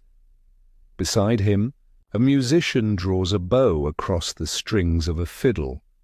The notes rise like birds, bright and clear, their melody twisting and turning like a gentle breeze. The crowd gathers, their faces touched by quiet smiles, their eyes bright with wonder. Children clap their hands, old men tap their feet, and the world seems a little lighter, a little softer. A storyteller, her cloak a patchwork of faded colours, stands upon a low wooden crate. Her voice is rich, warm, flowing like honey. She speaks of ancient kings, of dragons that slumber beneath mountains, of brave knights who wander lost forests. Her words are a dream, a quiet, whispered song that wraps around her listeners like a gentle embrace. And above it all, the laughter rises, a bright, joyful sound that dances beneath the morning sky, that weaves through the marketplace like a soft, golden thread. For those who gather here, the world is not just a place of coins and colours. It is a stage, a dream, a place where the air is filled with light, where even the weary can find a moment of quiet wonder. The merchant's journey, a gamble of fortune, yet for those who stand behind the crowded stalls, who shout their wares and count their coins, the marketplace is not just a place of colour and joy. It is a gamble, a quiet dance upon the edge of fortune and ruin. For each merchant, the journey begins far beyond the bustling square. It begins upon the rolling waves of distant seas where great ships sail beneath the pale grey sky, their sails filled with the cold, salty wind. They carry spices and silks, jewels and fine pottery, treasures of distant lands bought with gold and hope. But the sea is a fickle master. Storms rise like shadowed mountains, waves crash with a thunderous roar, and ships vanish beneath the dark, swirling waters. For others, the journey is a long, winding road that twists through shadowed forests and sunlit valleys. Caravans of wagons rumble along the dusty paths, their wheels creaking, their drivers whispering quiet prayers. Bandits lurk in the shadows, their eyes sharp, their blades drawn. Horses stumble upon the rough stones, goods are lost, coins are stolen. But even when the goods arrive, even when the bright colours of the marketplace fill the merchant's eyes, the gamble is not over. A wrong price, a failed sale, a bad deal whispered beneath the awning, and a fortune can vanish like smoke. A merchant's smile may be warm, his voice rich with promises, but beneath his robes his heart is a quiet, patient storm. Yet for those who dare, for those who stand among the colours and scents, who smile beneath the bright, waving banners, there is always hope. A young merchant who came with a single bolt of silk now speaks of ships, of warehouses filled with gold and spices. A farmer's son who sold apples now counts silver coins with a quiet, humble pride. And as the sunlight fades and the colours of the market soften beneath the pale glow of twilight, the merchants count their coins, their eyes filled with quiet. Dreams! This is the world of the marketplace, a world of colours and shadows, of laughter and whispers, of fortune and loss. A world where dreams are bought and sold, where danger dances in the shadows, but where light and joy can always be found beneath the fluttering banners. A world where each voice is a story, each coin a promise, and where the quiet hum of life weaves through the air like a soft, gentle song. Chapter 10. The Fire of Belief. The Crusades. In the quiet stillness of the grand cathedral, where the soft, golden light of the stained glass windows dances upon the cold, grey stone, a voice rises. It is a voice filled with fire, with faith, a voice that trembles with passion and echoes through the sacred halls. From the pulpit the preacher stands, his arms outstretched, his voice a storm of conviction. "God wills it!" he cries, his voice rising like thunder, his words a flame that catches upon the hearts of those who listen. Brothers and sisters, the sacred lands are in darkness. The holy city of Jerusalem is in the hands of the infidels. Our brothers suffer, our faith is threatened.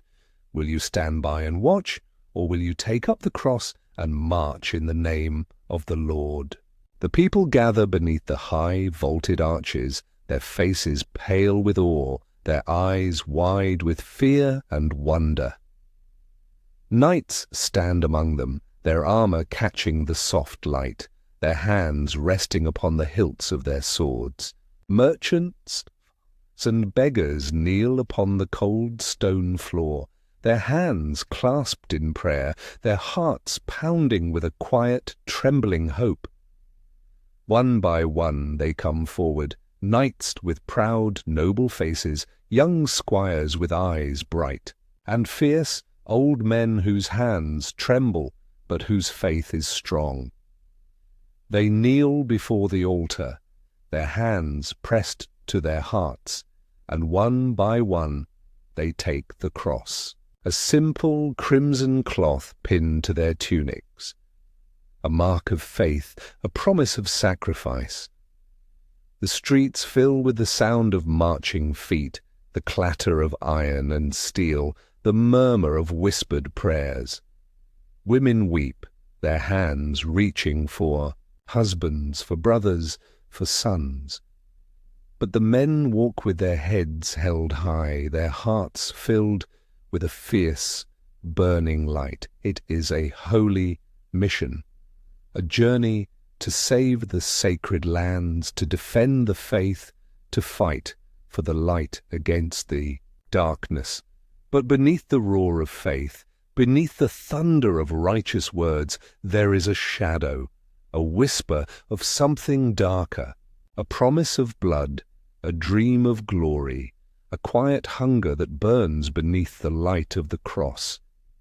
The march of faith and steel, and so the march begins. From the cold, mist-shrouded fields of Europe, from the grand, sunlit squares of bustling cities, the Crusaders set forth.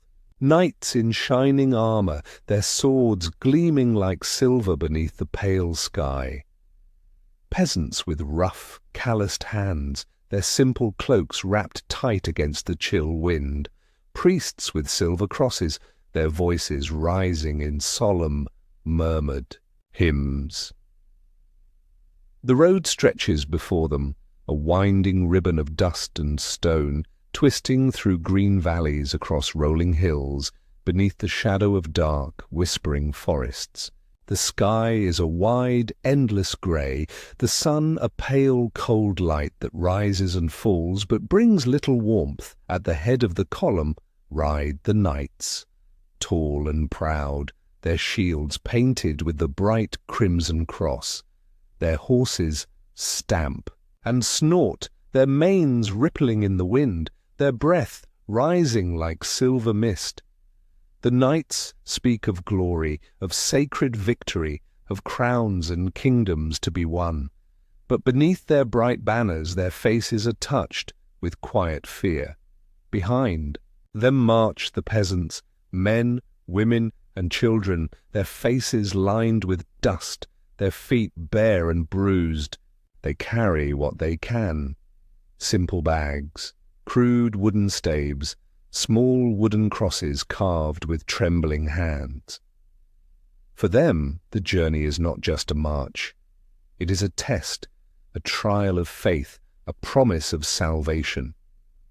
By the light of the campfires, they whisper of the sacred city, of golden domes and ancient walls, of a place where the earth is touched by heaven. The priests speak of miracles, of sins washed clean, of a reward beyond the reach of death. But the wind is cold, the road is long, and the shadows of doubt whisper in the darkness. And as the days turn to weeks, as the weeks become months, the march continues. The sky darkens with storm clouds, rain falls like cold tears, and the fields turn to rivers of mud.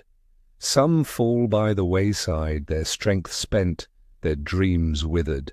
But others march on, their eyes fixed upon the distant horizon, where the sacred light waits like a whispered promise. The siege of holy cities, and then, upon the burning plains beneath the pale silver sky, the holy city rises, its walls towering.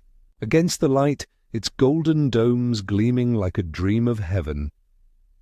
But the dream is a shadow, a fortress of stone and iron, a place of faith, but also of fear. For those who come in faith bring also the sword, and the sacred light becomes a storm of steel.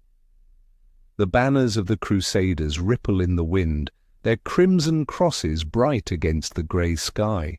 Siege towers loom, great wooden behemoths that groan as they are pushed forward. Catapults stand like silent, patient giants, their twisted ropes drawn tight, their great stones ready to fly. Beneath the walls the ground is a dark, shifting sea of armour and iron, of spears and shields, of men whose eyes burn with a quiet, fierce light. The sky darkens as arrows rise, 1,000 black shadows that fall like a deadly rain. Shields splinter, men cry out, and the earth is marked with dark, silent stains. The siege towers crash against the walls, their great iron gates slamming open, and the knights charge, a storm of steel, a roar of righteous fury. But the defenders are no shadows. They stand upon the walls, their bows drawn, their swords raised, their voices rising in desperate cries. Boiling oil rains down, flames leap from the towers, and the sky is filled with a choking, swirling smoke. Beneath the sacred domes faith becomes fury, and the sacred streets run red with blood. The Crusaders climb the walls, their swords flashing, their voices rising in a fierce, desperate cry. God wills it, they shout, their words a storm. Of faith, their blades a shadow of death. But even as the walls fall, even as the gates shatter, the city is a graveyard, a place where faith and fury dance like shadows. Where prayers are lost beneath the roar of steel, the ashes of glory, a world changed. When the fires die, when the thunder of steel fades to a quiet, distant whisper, the world is changed. The holy city stands, its streets marked with ash, its walls darkened with smoke. The sacred domes rise beneath the pale, empty sky, but their light is a cold, silent glow. The Crusaders stand upon the broken stones, their swords dull, their armour marked with blood and soot. Their banners hang like weary shadows.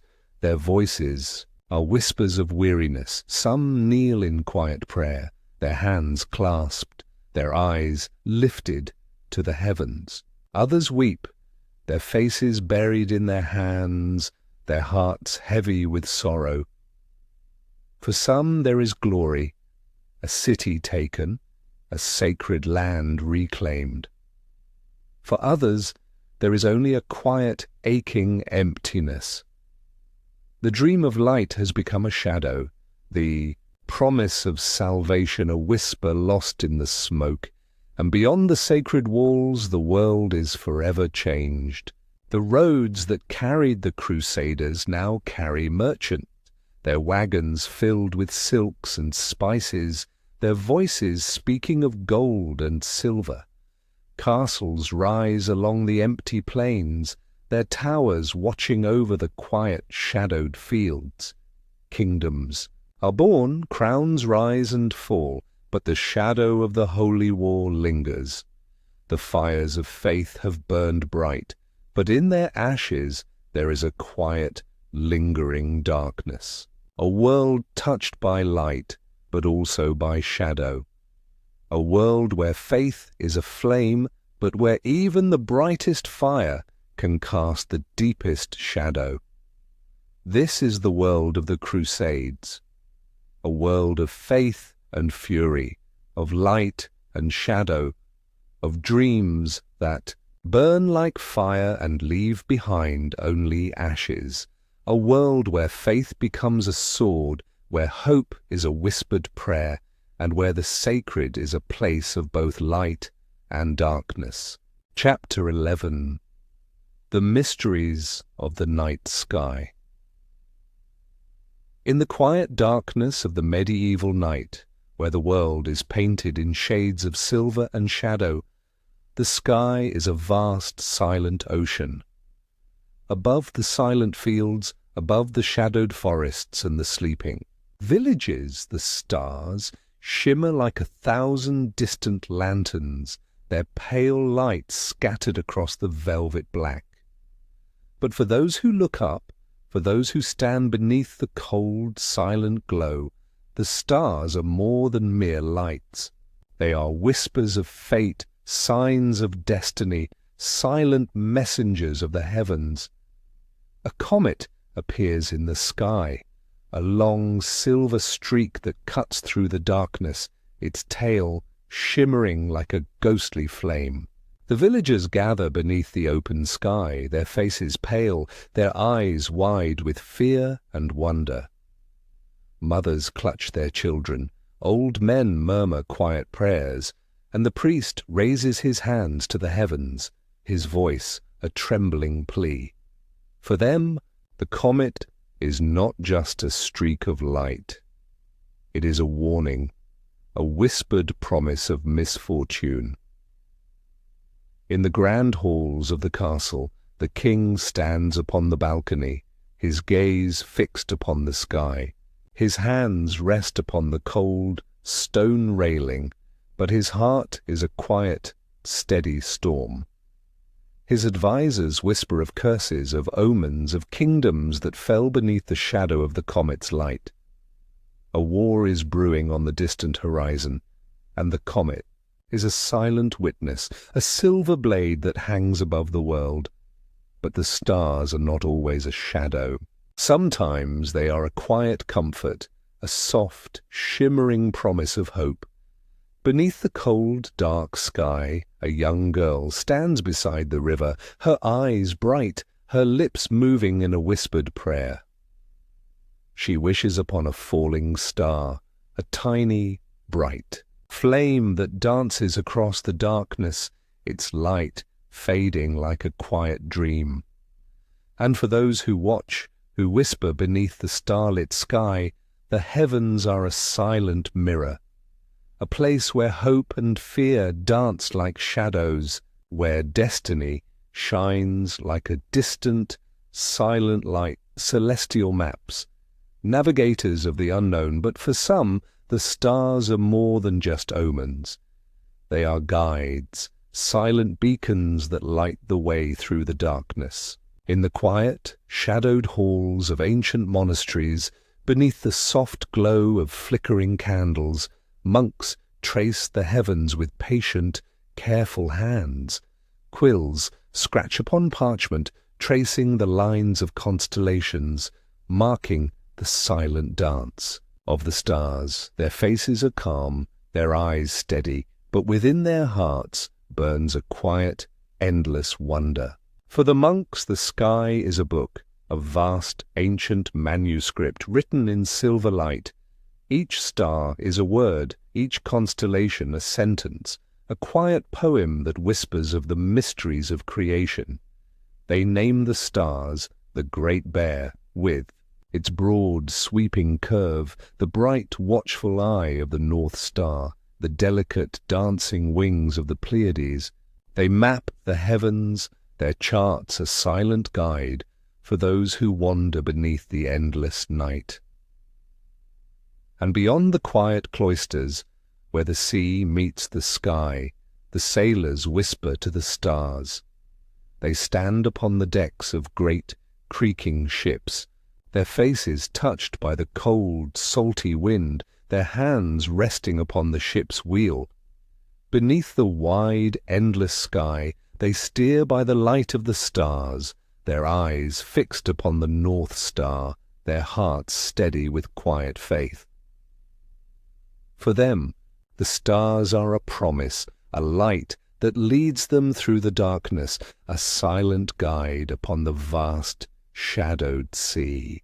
And as the waves rise and fall, as the ship creaks and sways, the stars remain. A quiet, steady glow in the darkness, a map that cannot be stolen, a light that cannot be extinguished. Eclipses and dark portents, but the sky is not always a place of light. Sometimes it is a shadow, a silent, creeping darkness that spreads across the world like a cold, grey veil. When the moon rises full and bright, a silver lantern in the night, and then begins to darken, a quiet fear stirs in the hearts of those who watch. In the village square, the people gather, their faces pale, their hands clasped in quiet, trembling prayer. The priest stands before them, his voice rising in solemn chants, his fingers wrapped around a silver cross. "Lord, protect us," he whispers, his voice a thin, desperate thread. For they believe that the moon has been swallowed. A beast. In the heavens a shadow that devours the light. In the great halls of the castle, the king's advisers whisper of doom. They speak of cursed lands, of plagues that followed the dark moon, of kings who fell beneath the shadow of an eclipse. The windows are shuttered, the candles burn low, and the great hall is filled with a quiet, anxious gloom. But it is not just the moon that falls to darkness. Sometimes the sun itself is swallowed, a golden light that fades to a cold, pale shadow. Birds fall silent, animals stir nervously, and a cold wind whispers through the empty streets. Beneath the shadowed sky, the world is a place of quiet, dread, a place where light is a fading dream. Yet for some, the darkness is a wonder. Beneath the cold, shadowed sky, an old monk stands upon the hilltop, his hands clasped behind his back, his face calm. He watches the darkening sky, his eyes bright with quiet awe. For him, the eclipse is not a curse. It is a mystery, a quiet dance of shadow and light, a moment when the heavens whisper of secrets that cannot be seen. The cosmic dance, myths, of the sky, but the stars are not just signs, not just maps, not just shadows. They are stories, a great, silent storybook that stretches across the night, where each star is a word, each constellation a chapter. Beneath the silver light of the heavens, stories are whispered. Stories of gods and heroes, of dragons and kings, of battles fought among the stars. In the cold, dark north, they speak of the Great Bear, a mighty hunter who was cast into the sky, his great, shining form a reminder of courage and strength. His bright, silent eyes watch over the world, his paws reach out across the heavens. In the warm, sunlit south, they speak of Orion, the great hunter whose shining belt dances across the night. They tell of his battle with the great silver bull, a dance of stars that spins across the heavens. The dragons chase the moon, their silver scales shining, their silent wings sweeping across the darkness. A great ship sails upon the dark, starlit sea, its bright sails rippling with the light of distant stars. The gods ride their chariots, their silver horses racing across the sky, their faces touched with the light of distant suns. For those who watch, who whisper beneath the starlit sky, the heavens are a living dream, a place where stories are written in light, where myths and legends dance in the darkness. And as the stars rise and fall, as the moon drifts across the sky, the stories are told again and again, a quiet, endless song that whispers of a world beyond the reach of shadows. This is the world of the medieval night sky, a world where the heavens are not just a silent, empty void, but a vast, shimmering canvas. A world where the stars are more than just lights. They are whispers of fate, guides through darkness, shadows of fear, and stories that dance across the night. A world where the light of the stars is not just a glow, but a quiet, gentle voice that speaks of hope, of wonder, and of dreams that never truly fade. Chapter 12. The Healer's Touch. Medieval Medicine. In the quiet shadows of the forest, where the mist clings to the damp earth and the sunlight dances through the leaves, there is a world of silent whispers. Beneath the twisted boughs and the soft, rustling leaves, where the air is thick with the scent of moss and wildflowers, the herbalists walk with gentle, careful steps. These are the wise women, the healers of the village, their faces lined with age, their hands stained with the green of crushed leaves and the deep, earthy brown of damp soil. They know the language of the forest, the silent song of the trees, the quiet whispers of the leaves, the hidden strength of the roots that twist through the dark, cold earth. Their baskets are woven from soft, flexible reeds, their pouches filled with dried petals, crushed roots, and the soft, silvery leaves of sacred herbs. Mint for cooling fevers, chamomile for soothing pain, lavender for calming troubled dreams, yarrow for healing wounds. Each plant has a voice, a quiet song that the herbalists understand. They walk the forest paths with quiet, steady steps, their eyes sharp beneath the shade of their wide-brimmed hats. Beneath the tall, whispering trees they bend close to the bay earth, their fingers brushing the cool, damp leaves, their voices soft as they murmur the names of the plants. They gather only what they need, their hands gentle, their touch a silent promise. Back in their small, humble cottages, they grind the leaves with smooth, rounded stones, their hands moving with a quiet, practiced grace. The herbs become powders, the roots are crushed into thick, fragrant pastes.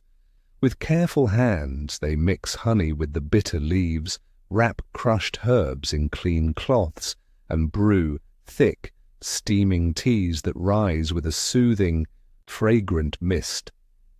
The villagers come to them, mothers with feverish children, old men with aching bones, young men with wounds from the harvest scythe.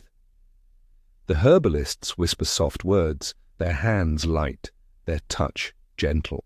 They press cool leaves against burning foreheads, wrap cuts in soft, fragrant poultices, and offer steaming cups of soothing tea. For the villagers, they are more than healers. They are quiet lights in the darkness, gentle hands that touch with both wisdom and warmth. Beneath the shadowed boughs of the forest, they walk in quiet strength, a whisper of healing in a world where shadows are always near. The surgeons of suffering, but not all healing is gentle. Beneath the grey light of the narrow streets where the cobblestones are slick with rain and the shadows dance in the cold, damp corners, there is another kind of healer. They are not gentle women in shadowed forests. They are barbers, men with rough, calloused hands, their aprons stained with dark, rusty brown, their tools sharp and cold. For them, healing is a battle, a quiet, desperate struggle between life and death. Their world is a place of blood and pain, where screams echo against the cold stone walls and the scent of iron lingers in the damp air. Beneath the flickering light of a single smoky candle, they work with steady hands, their faces calm, their eyes sharp. A young man lies upon the rough wooden table, his face pale, his breath a thin, trembling whisper. His arm is shattered, the bone twisted, the flesh bruised and swollen. The barber's hands are swift, his fingers pressing against the broken limb, his voice calm and steady. He speaks of courage, of strength, his words a quiet, steady rhythm that drowns out the pain. With a sudden, sharp motion, the bone is set. A muffled scream, a whispered prayer, and then a faint, trembling sigh. The barber's hands move like shadows, wrapping the limb in thick, clean cloth, binding it tight with rough, simple twine. The young man's eyes close, his breathing slows, and the pain fades to a dull, distant ache. But bones are not the only battle. Blood is an enemy, a dark, silent tide that must be tamed. A woman lies upon the cold wooden bench, her face flushed, her breath hot and rapid. Fever dances in her eyes, her skin burns beneath the barber's cool, calloused hands. A thin, sharp knife is drawn, a small silver bowl placed beside her. The blade touches her arm, a thin, dark line appears, and the blood flows. For the barber, it is a ritual, a quiet, careful dance of pain and hope. The blood is taken, the fever fades, and the woman's breathing slows. In their rough, shadowed shops, these barbers are surgeons, men who touch the darkness with steady hands, who whisper of healing even as pain dances in the shadows.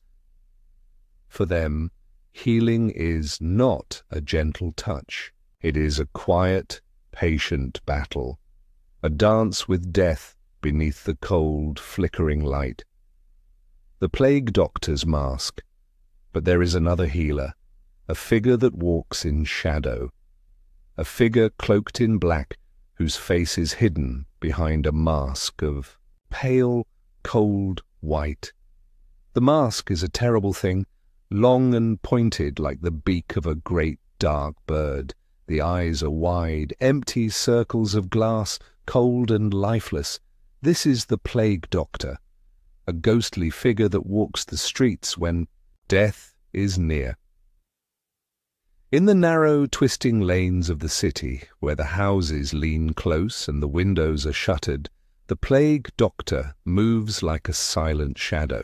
His cloak rustles against the cobbled stones, his long staff tapping against the cold, wet ground.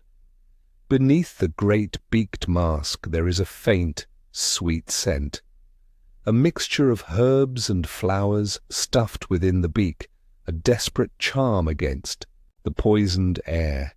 He knocks upon the doors, his voice a muffled, hollow whisper. Within the shadowed rooms, the sick lie upon straw-filled beds, their faces pale, their breath shallow. Dark sores mark their skin, their eyes are dull and empty. The plague doctor moves among them, his glass eyes staring, his gloved hands pressing against fevered skin, his voice a quiet, distant murmur. But there is little he can do. He offers bitter herbs, thick, steaming potions brewed from fragrant leaves. He burns bundles of rosemary, sweet lavender, sharp mint. He marks the doors with a dark, silent cross, a whispered warning, a quiet promise. For the villagers, he is a figure of fear, a shadowed angel of death. Children hide behind closed doors, old women cross themselves, and men speak of curses and dark spirits. But for the plague doctor there is only the quiet struggle, a battle fought in silence, where hope is a fragile, flickering light. The healing prayers, faith and miracles, but even when their herbs fail, even when the surgeon's knife cannot heal, even when the plague doctor's herbs fade to dry, lifeless dust, there is one light that remains, the light of faith. Beneath the great arched ceilings of the church, where the cold grey stone rises toward the heavens, the candles burn in silent rows. Mothers kneel before the altar, their hands clasped, their faces marked with tears. Old men whisper quiet prayers, their fingers tangled in rough wooden rosaries. The priest stands before them, his voice a soft, steady chant, his words rising like a gentle, soothing breeze. "Lord, grant us mercy," he whispers, his eyes lifted to the pale, stained glass. The sick are brought upon rough wooden stretchers, their faces pale, their breaths thin and rapid. The priest anoints them with cool, fragrant oil, his hands light, his voice a gentle murmur. Candles burn upon the grand stone altar, their flames a warm, silent glow that dances in the shadowed hall. For some there are miracles, a fever that fades, a wound that heals, a pale, trembling child who rises with a soft, quiet smile. But for many the light of faith is a comfort, a gentle whisper that soothes even as the shadows deepen, and in the quiet of the church, beneath the soft, flickering light, there is peace. A peace that is not just the absence of pain, but the quiet, gentle warmth of hope. This is the world of medieval medicine, a world where healing is a quiet dance between shadow and light, where wisdom and faith walk side by side, a world where the forest is a whisper of healing, where the surgeon's blade is a promise of pain, where the plague doctor is a shadowed hope, and where the light of faith is a quiet, endless song. Chapter 13. The Dance of Death.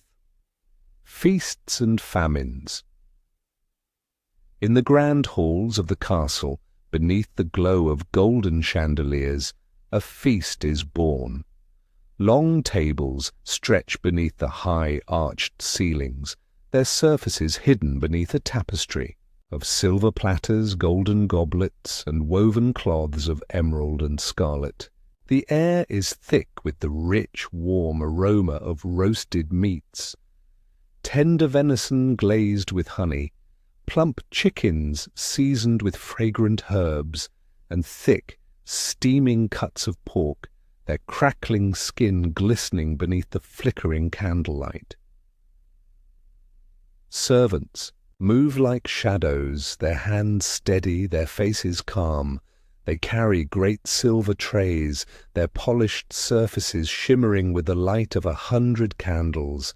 Rich, spiced wine flows like dark rivers, filling the goblets of lords and ladies, their laughter rising like a soft, rippling breeze. A jester capers before them, his painted face a bright, colourful mask, his voice a cheerful song that dances through the hall. Noblemen lean back in their high-backed chairs, their voices a quiet, murmuring sea. They speak of grand hunts, of distant wars, of alliances forged and promises made. Their fingers dance upon the gilded tableware, their laughter soft and easy. Beside them, noble women sit draped in silks and jewels, their hands brushing against silver goblets, their eyes bright beneath their jewelled headdresses. Musicians stand upon a raised platform, their hands light upon the strings of lutes, their voices a soft, soothing melody that floats above the feast. A young girl, her silver gown shimmering, dances with quiet grace, her bare feet whispering against the cool, polished floor. Her laughter rises like a bell, a bright, clear note in the warm, golden air, but beyond the music, beyond the laughter, there is something else, a quiet, whispered promise. For the grand banquets are not just feasts, they are a dance of power, a place where alliances are whispered behind raised goblets, where enemies share a table but hide sharp smiles beneath polite words, a place where the rich dine upon silver and gold, and the world beyond the castle walls is forgotten. In the glow of the candlelight, in the warmth of the grand hall, life is a celebration, a dream spun from silk and silver. But outside, beneath the cold, pale light of the moon, another world waits. The bread of the poor, grains and grief. Beyond the grand walls of the castle, where the warm light fades and the shadows deepen, another life unfolds. Beneath the grey sky, the fields stretch like a sea of quiet, empty earth. Rows of coarse, rough soil, where the peasants bend and toil, their faces marked by the sun, their hands thick with calluses. For them, life is not a feast, it is a struggle, a quiet, patient dance with the earth. Their days are measured in furrows ploughed, in seeds sown, in grains gathered and stored. Each sunrise is a whispered promise, each rain cloud a silent prayer. The wheat rises like a golden tide, its slender stalks whispering in the cool breeze. But even in this quiet beauty there is fear. For the peasant, the harvest is life. A good year means bread upon the table, a roof that does not leak, a warm fire that burns against the chill of winter. But a poor harvest is a shadow, a quiet, creeping fear that whispers of empty bellies, of whispered prayers unanswered, of winter winds that chill both body and soul. They knead the coarse, rough dough with tired hands, the flour dusting their faces like pale, ghostly shadows. The bread they bake is dark and heavy, its crust thick and rough, its taste a simple, humble comfort.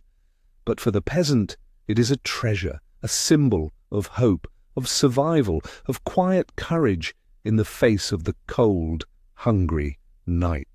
Children gather by the fire, their hands reaching for the warm, fragrant loaf, their laughter a soft, gentle light. Old men whisper stories of better years, of harvests that filled the barns, of fields that shone like golden seas beneath the summer sun. But beneath their words, beneath their quiet smiles, there is a shadow, a memory of hunger, a fear that never truly fades, and beyond the fields, beyond the simple thatched cottages, the grand castle rises in a distant silent dream, its towers touched by the pale silver light. The curse of famine, empty fields, empty bellies, but the dream of the harvest is a fragile one.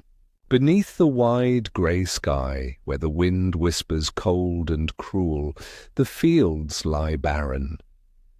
The earth is dry and cracked, the rain is a distant promise, a silver ghost upon the dark horizon.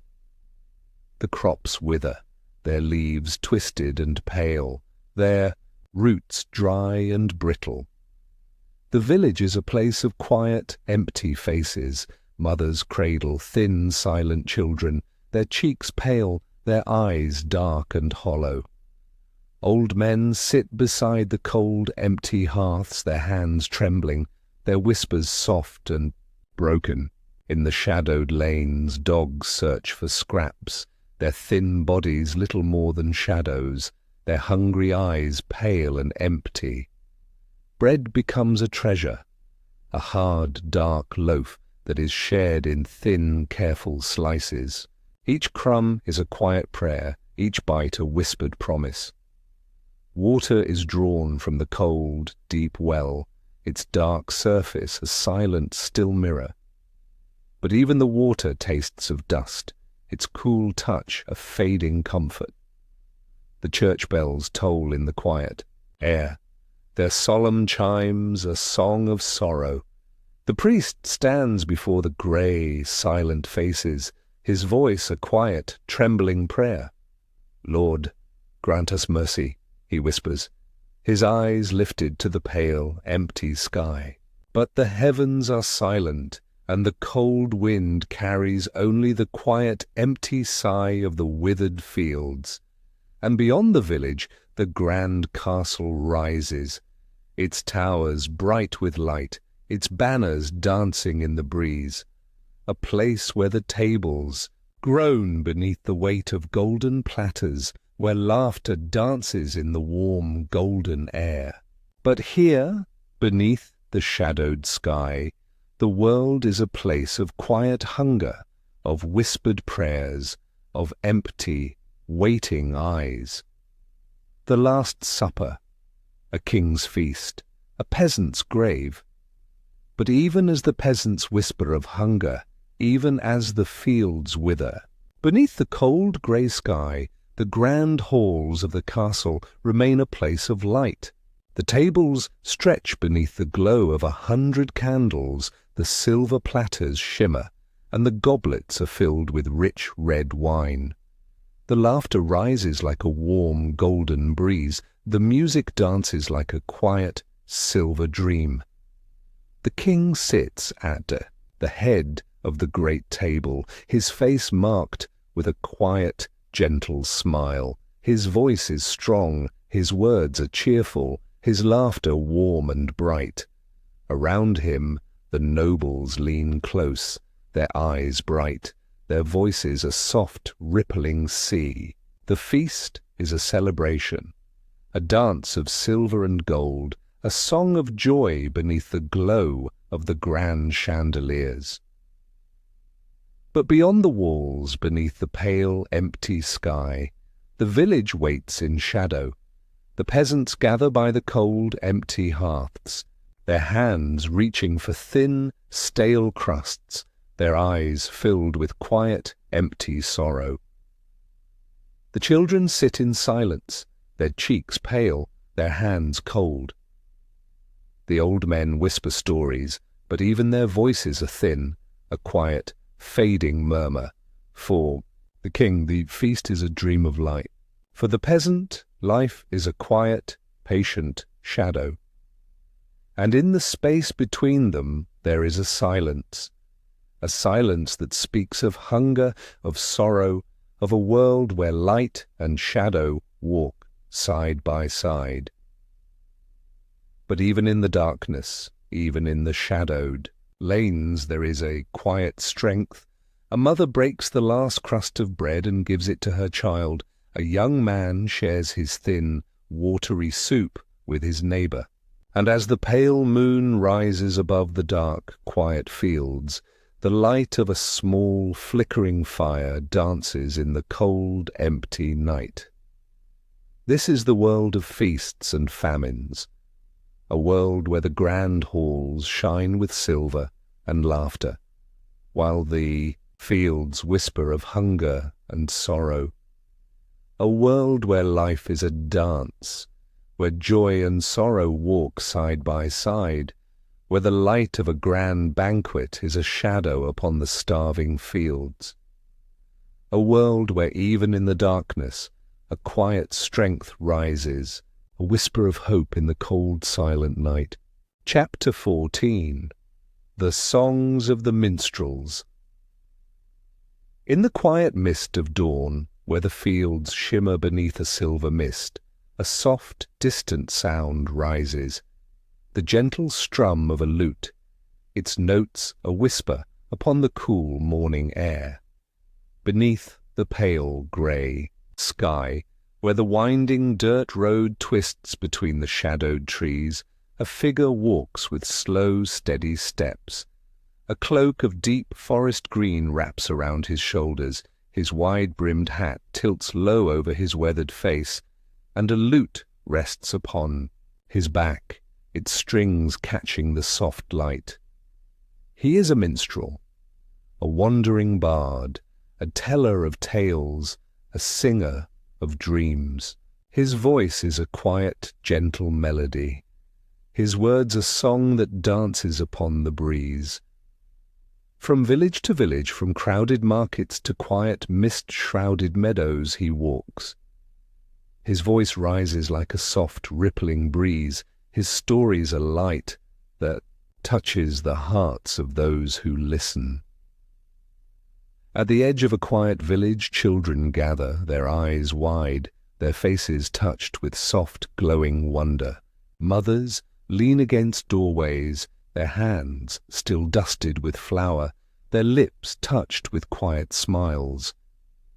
Old men sit upon rough wooden benches, their eyes soft, their weathered faces touched by the flickering light of memory. And the minstrel sings a song of distant lands, of great silver mountains that rise above the mist, of shadowed forests where wolves whisper beneath the moonlight, of golden fields where the summer wind dances in gentle waves. His fingers dance upon the strings, his voice a soft, rippling dream. But his songs are not just dreams. They are stories. Stories of knights who ride beneath the pale light of the moon, their swords bright as silver. Stories of maidens who wait beside quiet, mist-shrouded lakes, their tears shimmering like tiny jewels. Stories of kings who rise, who fall, whose names are whispered in the shadows of forgotten halls. And when the song ends, when the final note fades into the soft, quiet air, the villagers sigh, their eyes filled with quiet wonder. The minstrel bows, his smile a gentle, humble light, and with slow, steady steps he walks once more upon the winding road, his shadow a whisper upon the morning mist. The tales of heroism and heartbreak. But the songs of the minstrels are not always soft and gentle. Beneath the soft strum of the lute, beneath the quiet rise of their voices, there are stories. Stories of heroes and heartbreak, of courage and sorrow, of dreams that burn like bright, fleeting stars. By the light of a warm, crackling fire beneath the wide star-filled sky, the minstrel sits, his face touched by the soft golden glow. His voice rises, a quiet, steady song, and the world becomes a dream. He sings of Sir Roland, the brave knight whose sword shone like silver beneath the burning sun. A hero who rode against the shadowed horde, his banner bright, his voice strong, his courage a light in the darkness. But even the greatest heroes are not immune to shadows.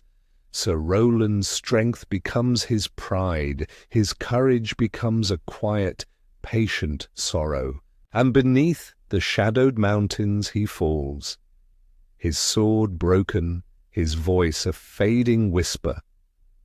The listeners lean close, their faces touched by the flickering light, their hearts stirred by the quiet sorrow.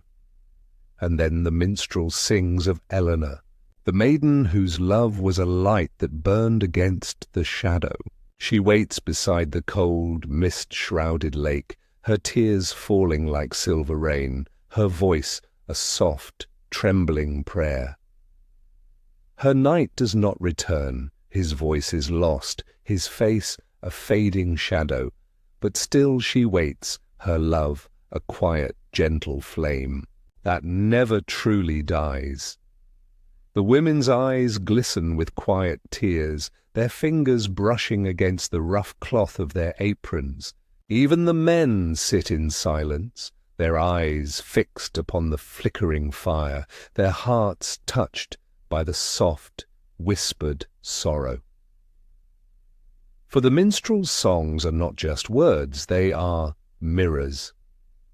Silent, silver mirrors that reflect the light and shadow of the human soul. They are dreams whispered beneath the cold, starry sky that touch the heart like a soft, gentle breeze. The noble courts, songs of glory, but the minstrel's journey does not end in quiet villages. Beneath the towering walls of grand castles where the cold grey stone rises toward the pale, mist-shrouded sky, his voice rises once more. Within the great, candle-lit halls, where the air is warm and sweet with the scent of spiced wine, where laughter dances beneath glittering chandeliers, the minstrel stands. Lords and ladies lean close, their eyes bright with interest, their hands resting upon the cool, polished silver of their goblets. Their robes shimmer with silks and jewels, their laughter is a soft, murmuring sea. The minstrel's voice is a quiet, rippling light, a soft, gentle song that dances through the hall. He sings of great kings who ride forth upon silver steeds, their swords bright as the morning sun, their banners a bright, rippling sea of crimson and gold. He sings of battles won, of dark towers that crumble beneath the light, of heroes whose names are whispered in the halls of history. The lords lean close, their eyes touched with quiet pride. For in the minstrel's songs they hear echoes of their own dreams, dreams of glory, of power, of a name that will be whispered even when the candles burn low. And the ladies sigh, their eyes soft, their fingers brushing against the soft silk of their gowns. For in the minstrel's voice they hear stories of love, love that burns like a quiet, gentle flame, love that weeps like soft, silver rain. For the minstrel, this is another stage, a place where his voice is not just a whisper, but a bright, shimmering light. His songs are a mirror, a promise, a dream that dances beneath the golden glow of the grand hall.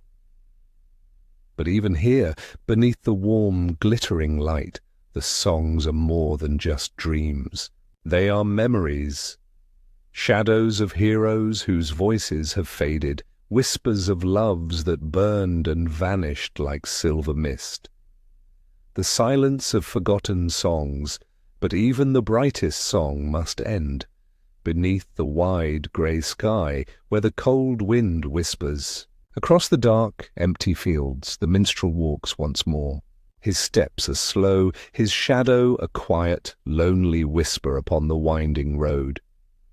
The villagers sleep, their houses dark, their streets empty. The grand halls are silent, their candles burned low, their laughter a fading echo. The minstrel's voice is a quiet, patient murmur, his lute a soft, silent weight upon his back.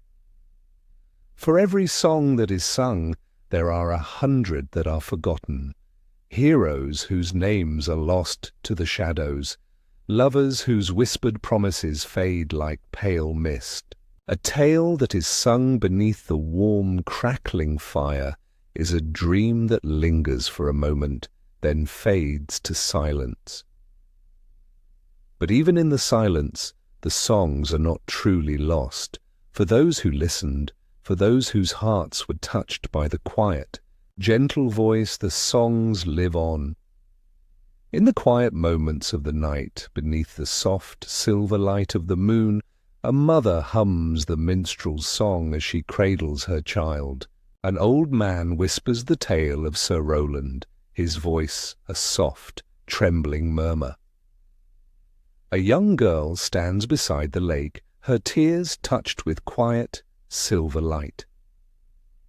For the minstrel, the road is a quiet, endless path, a place where dreams rise and fall, where stories are whispered and forgotten.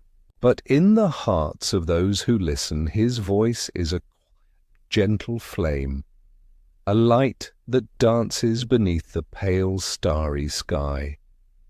This is the world of the minstrels, a world where stories are a light in the darkness, where songs are a quiet, gentle dream, where voices whisper of heroes and heartbreak beneath the wide, endless sky. A world where the light of a song is a whisper of hope, a quiet, gentle touch that lingers in the silent heart. Chapter 15. The Whispering Woods, Folklore and Legends. In the cool, mist-shrouded depths of the forest, where the twisted boughs of ancient trees weave a dark, silent canopy, there is a world that whispers. Beneath the tangled branches, where the light of the moon filters down in pale silver threads, the witches of the woods walk in quiet shadows. They are old women, their faces lined with age, their eyes sharp and knowing. Their robes are dark and simple, their feet light upon the soft, damp earth. They move with quiet, measured steps, their hands brushing against the dew-drenched leaves, their fingers stained with the green of crushed herbs. These women are healers, wise in the ways of the wild. Beneath their touch, the forest is a garden, a place of secrets, of silent strength. Mint for fever, sage for sorrow, yarrow for wounds. They gather the leaves with careful, gentle hands, their whispered words a quiet, patient prayer. But to some, they are more than healers. They are shadows, whispered curses upon the wind, figures who dance beneath the silver light of the moon, their voices rising in strange, soft songs. Children speak of them with wide, fearful eyes, their whispers carried on the cold morning breeze. Do not follow the lights in the mist, they say. Do not drink from the hidden spring. Do not speak the name of the witch. Yet, even in fear, there is a quiet, humble respect.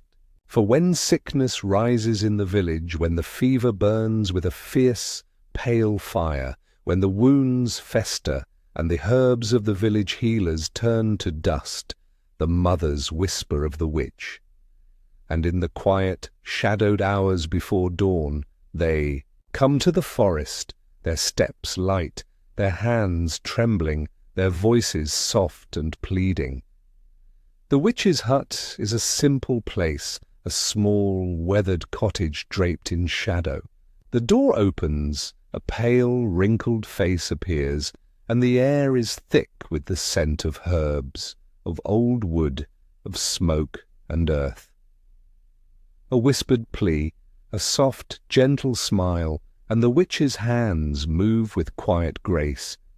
Leaves crushed, roots ground, a thick steaming brew that rises with a fragrant mist. For some, she is a healer, for others, a shadow. But in the quiet heart of the forest, beneath the pale silver light of the moon, she is a whisper of strength, a quiet, gentle light in the darkness.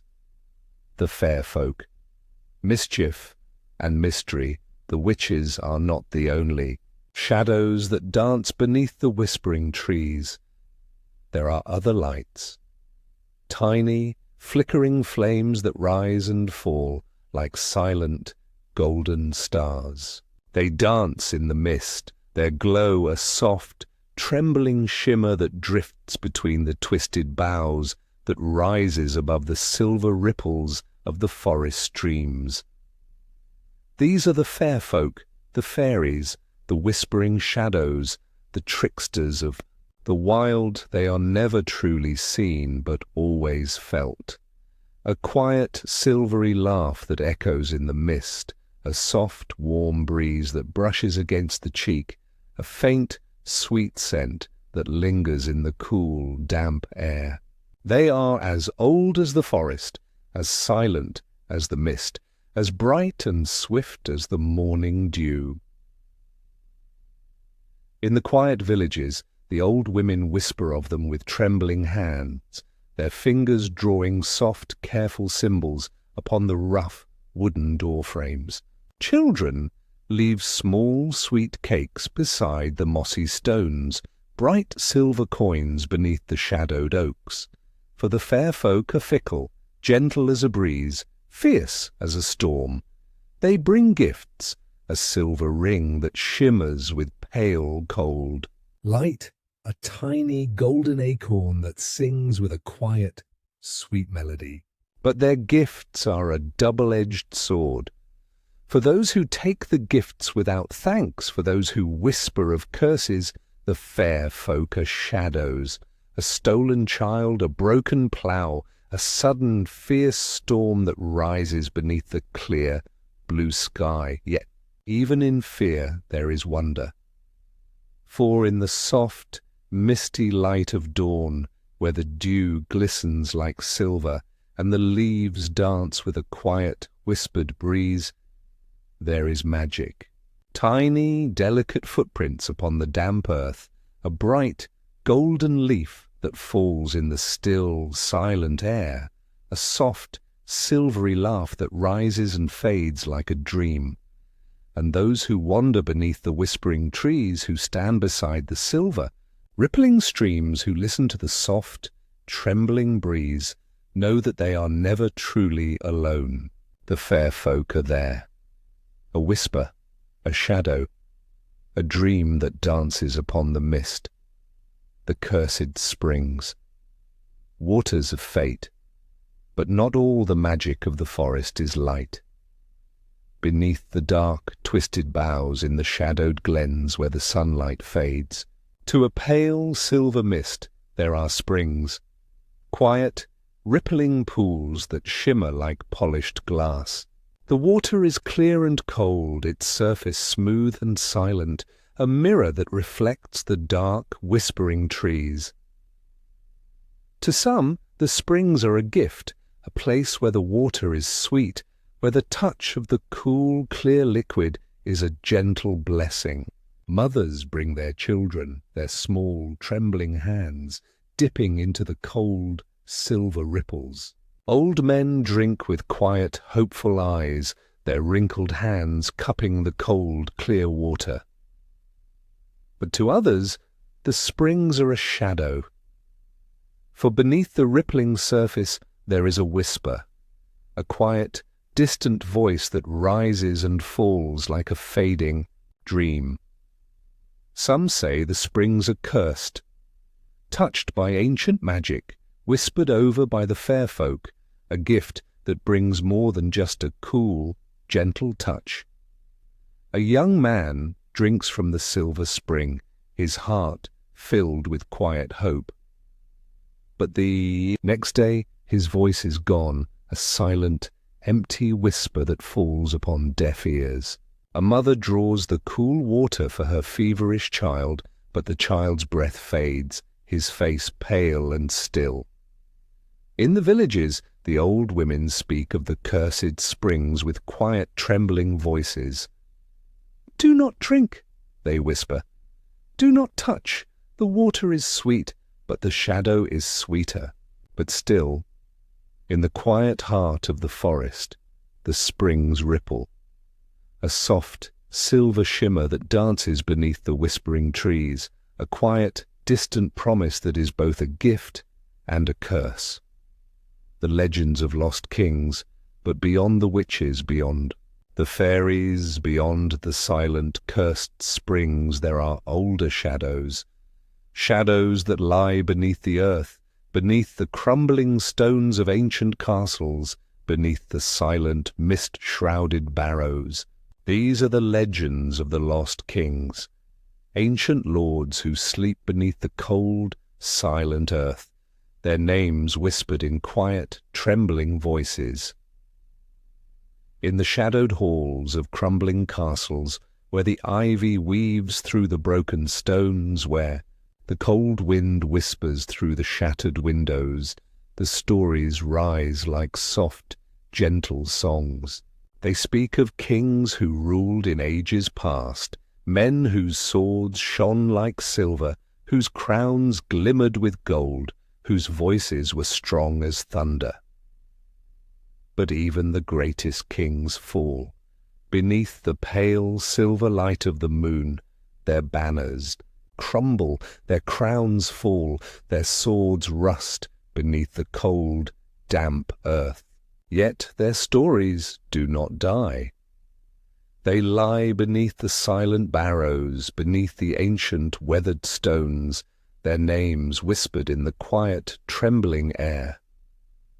Some say they sleep, a quiet, dreamless slumber, their hands still upon the hilts of their rusting swords, their crowns resting upon their pale, silent brows.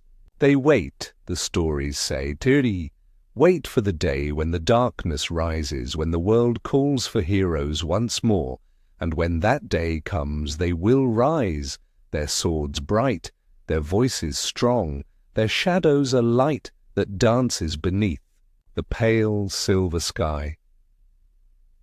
For those who wander the shadowed glens, who stand beneath the whispering boughs, who listen to the quiet song of the forest, the legends are more than just stories.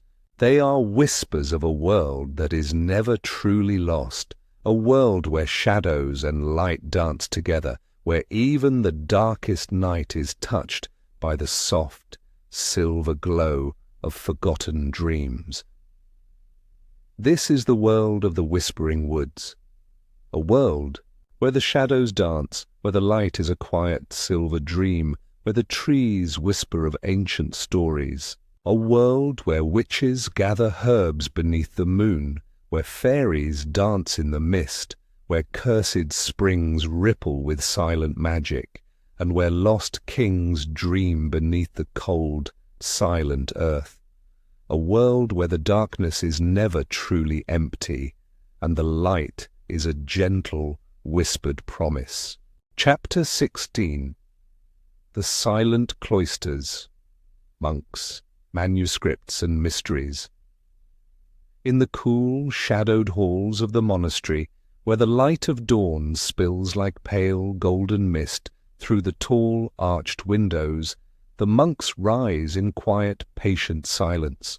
Their robes are simple, thick, brown wool that brushes against the cold stone floor. Their sandals whisper softly with each step, their faces calm, their eyes touched with the soft glow of the candlelight. They gather in the great, echoing chapel, where the air is thick with the scent of old melted wax and ancient, polished wood. The candles flicker upon the tall iron stands, their flames a gentle, trembling dance that chases the darkness into quiet corners. And then, in that sacred silence, a voice rises, a soft, clear note that floats like a silver thread.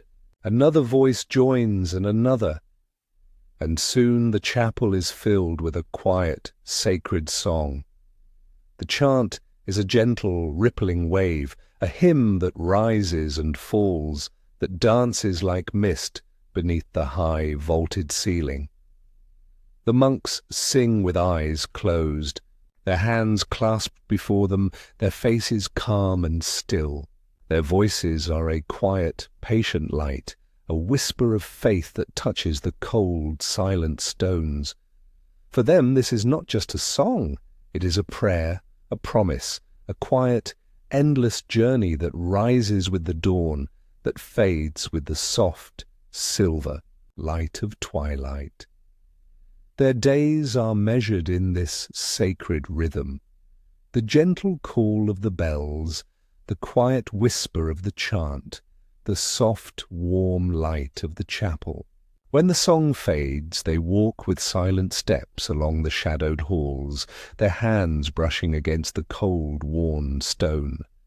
Some tend the gardens, their fingers light upon the soft green leaves. Others work in the kitchen, the warm scent of fresh bread rising with the morning mist. But even in their quiet work, there is a prayer, a whispered hymn that dances in their hearts, a soft, silent light that touches even the smallest task with quiet grace. For them, the world is not a place of noise and shadow. It is a garden of quiet light, a place where the soul whispers beneath the soft, golden glow. The scriptorium, words of wisdom, but beyond the chapel, beyond the silent, shadowed halls, there is another world, a world where knowledge is a light that flickers beneath the soft, steady glow of a candle.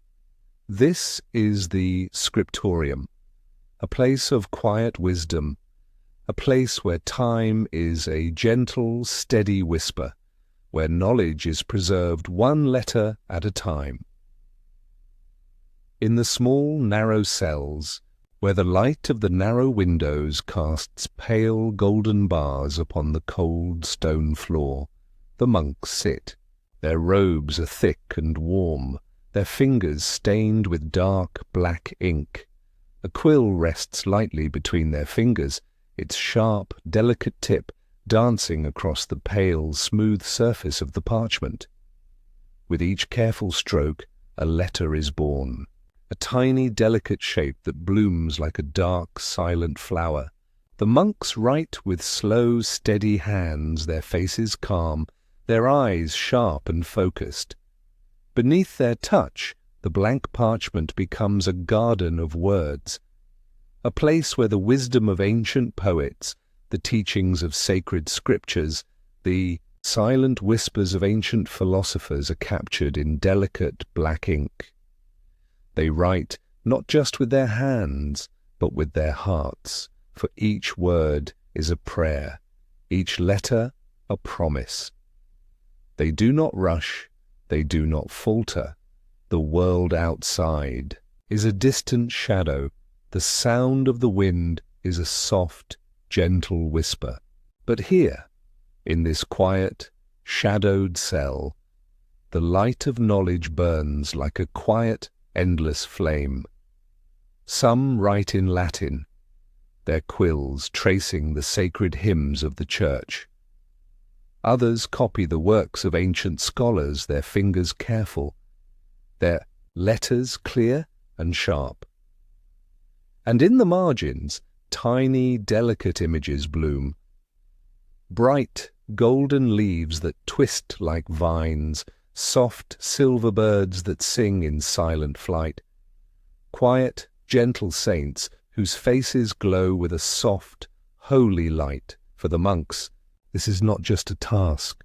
It is a sacred dance, a quiet, patient prayer that whispers across the pale, silent pages.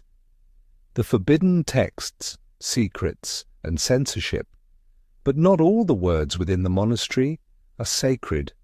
Beneath the cold, silent halls beyond the tall arched windows where the pale light dances. There is another room, a room where shadows whisper, where the light is a pale, thin glow that dances beneath the cold grey stone.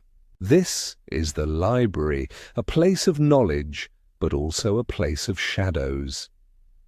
The shelves rise like ancient silent trees, their dark wooden frames heavy with ancient tomes, their leather covers cracked and faded, their pages touched with the soft, pale glow of age. The monks move with quiet, careful steps, their hands light upon the spines, their fingers brushing against the rough, cool leather.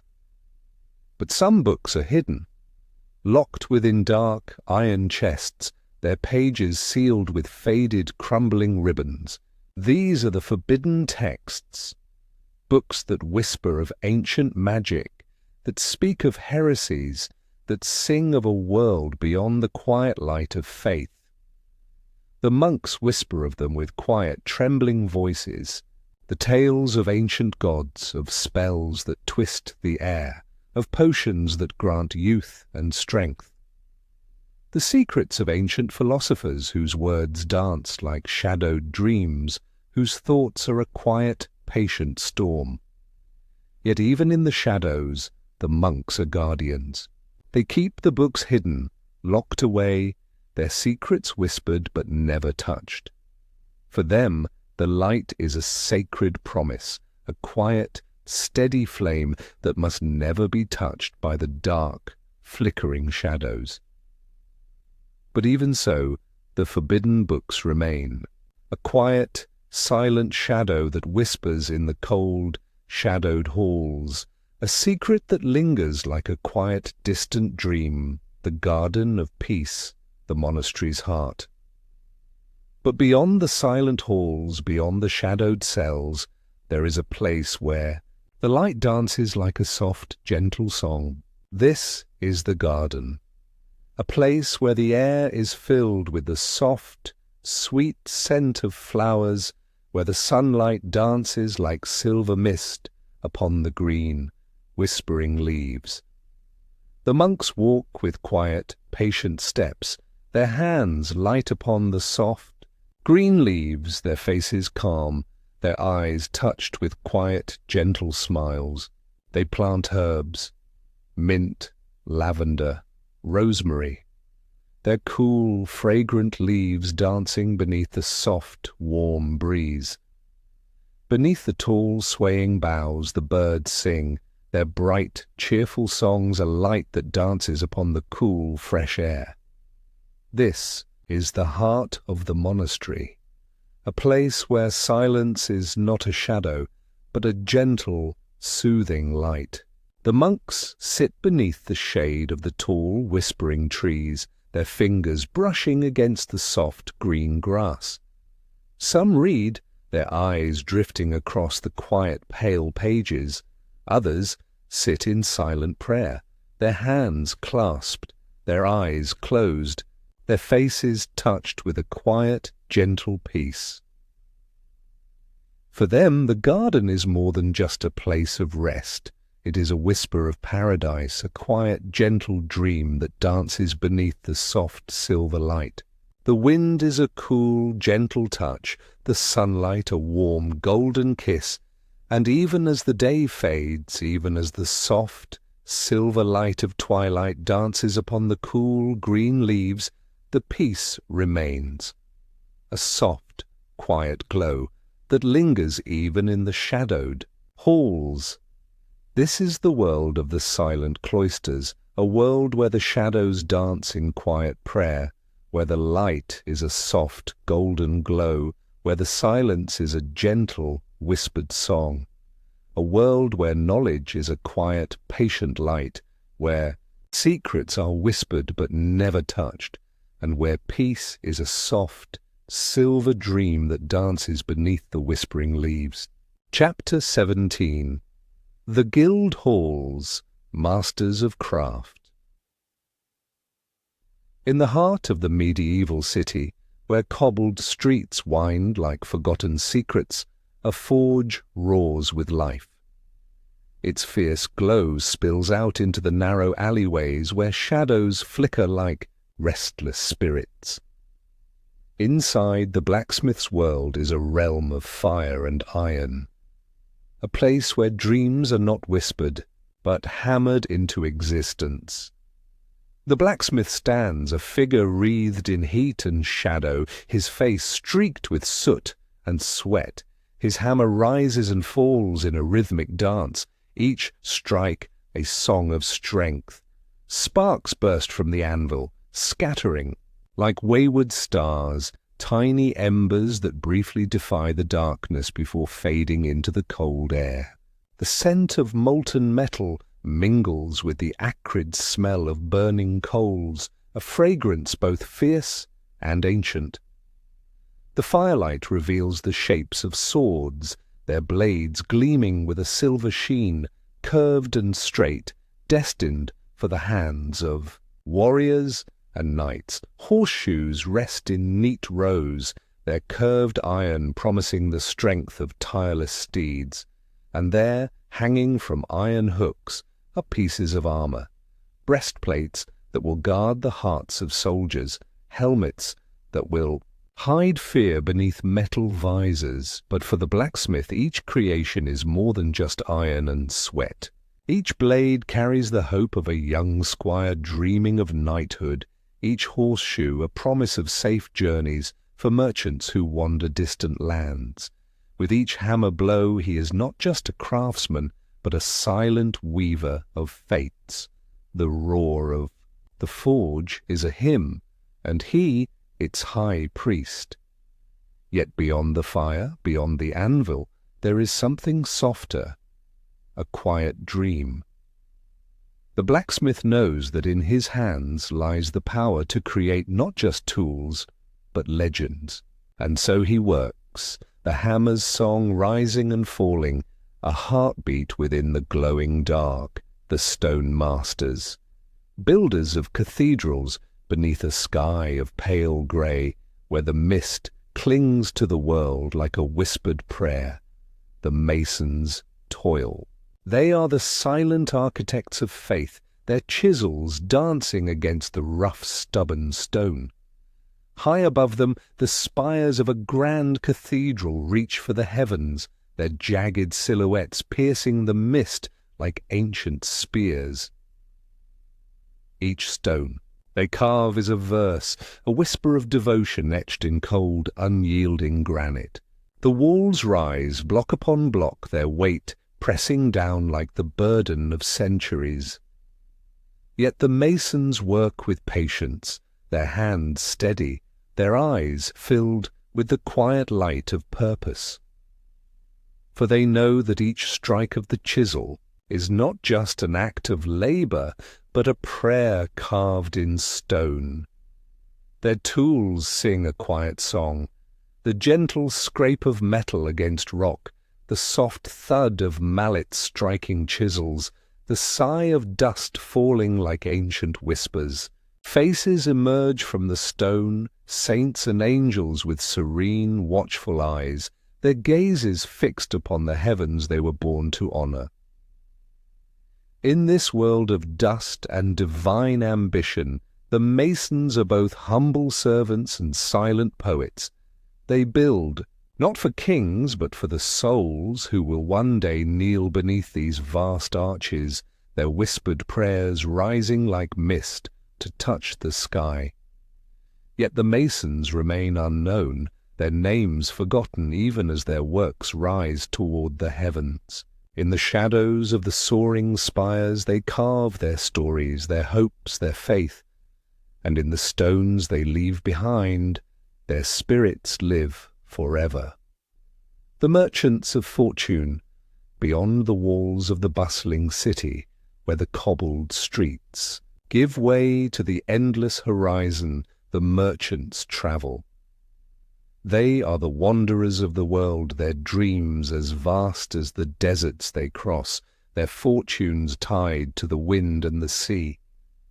Silk sails billow like ghostly wings, and the creaking of Wooden ships becomes a lullaby sung by the waves. Their world is one of whispers and wonders. In crowded marketplaces their voices rise like a symphony of distant lands. Spices that scent the air with warmth and mystery, silks that shimmer like captured starlight, and strange trinkets that whisper of far-off kingdoms where golden temples pierced the sky.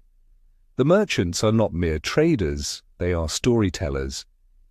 Each coin exchanged is a tale told, each map unfolded is a promise of adventure. The sand of the desert slips through their fingers like time, the stars overhead become their guides, and the wind is their constant companion. But there is a quiet truth beneath their laughter and bold bargains. Each journey is a gamble, a silent prayer to the restless gods of fortune. The sea is a wild beast, its waves devouring ships like hungry shadows. The desert is a cruel mistress, her sands swallowing the dreams of those who stray too far.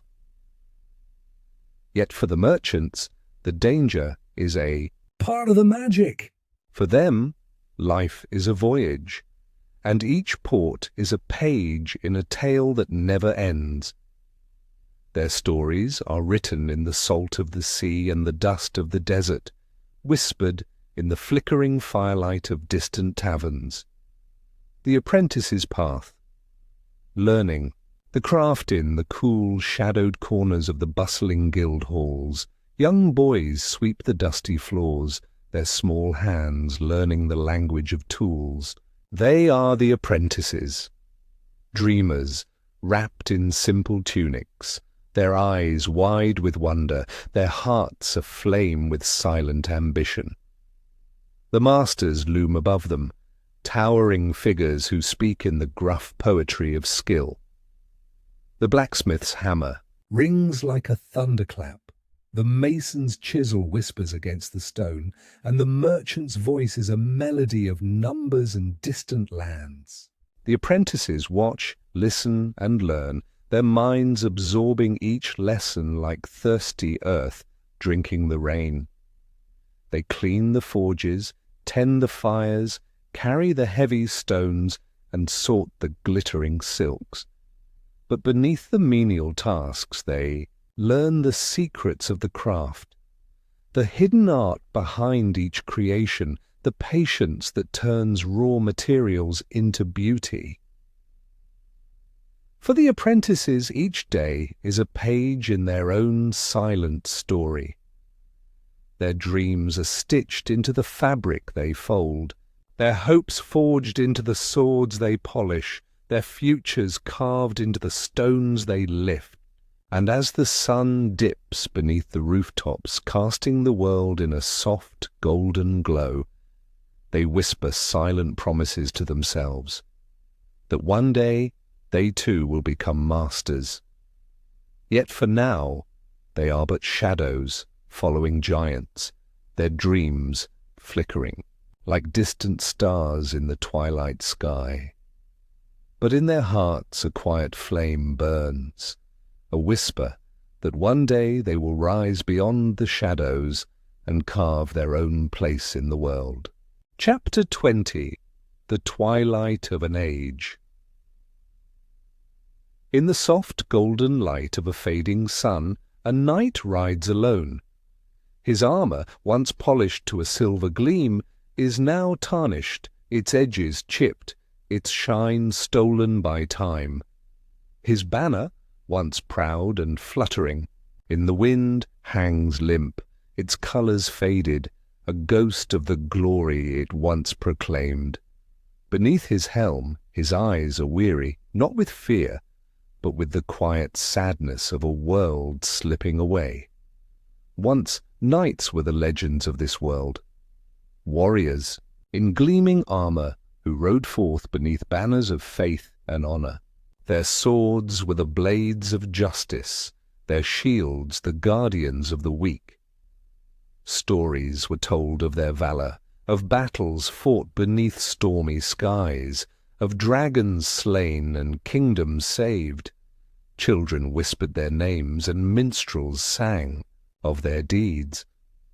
But now the world has grown quiet. The grand tournaments, where lances shattered and cheers roared, are but fading echoes in the empty fields. Castles that once opened their gates to noble knights now stand silent, their halls empty, their walls draped in shadows.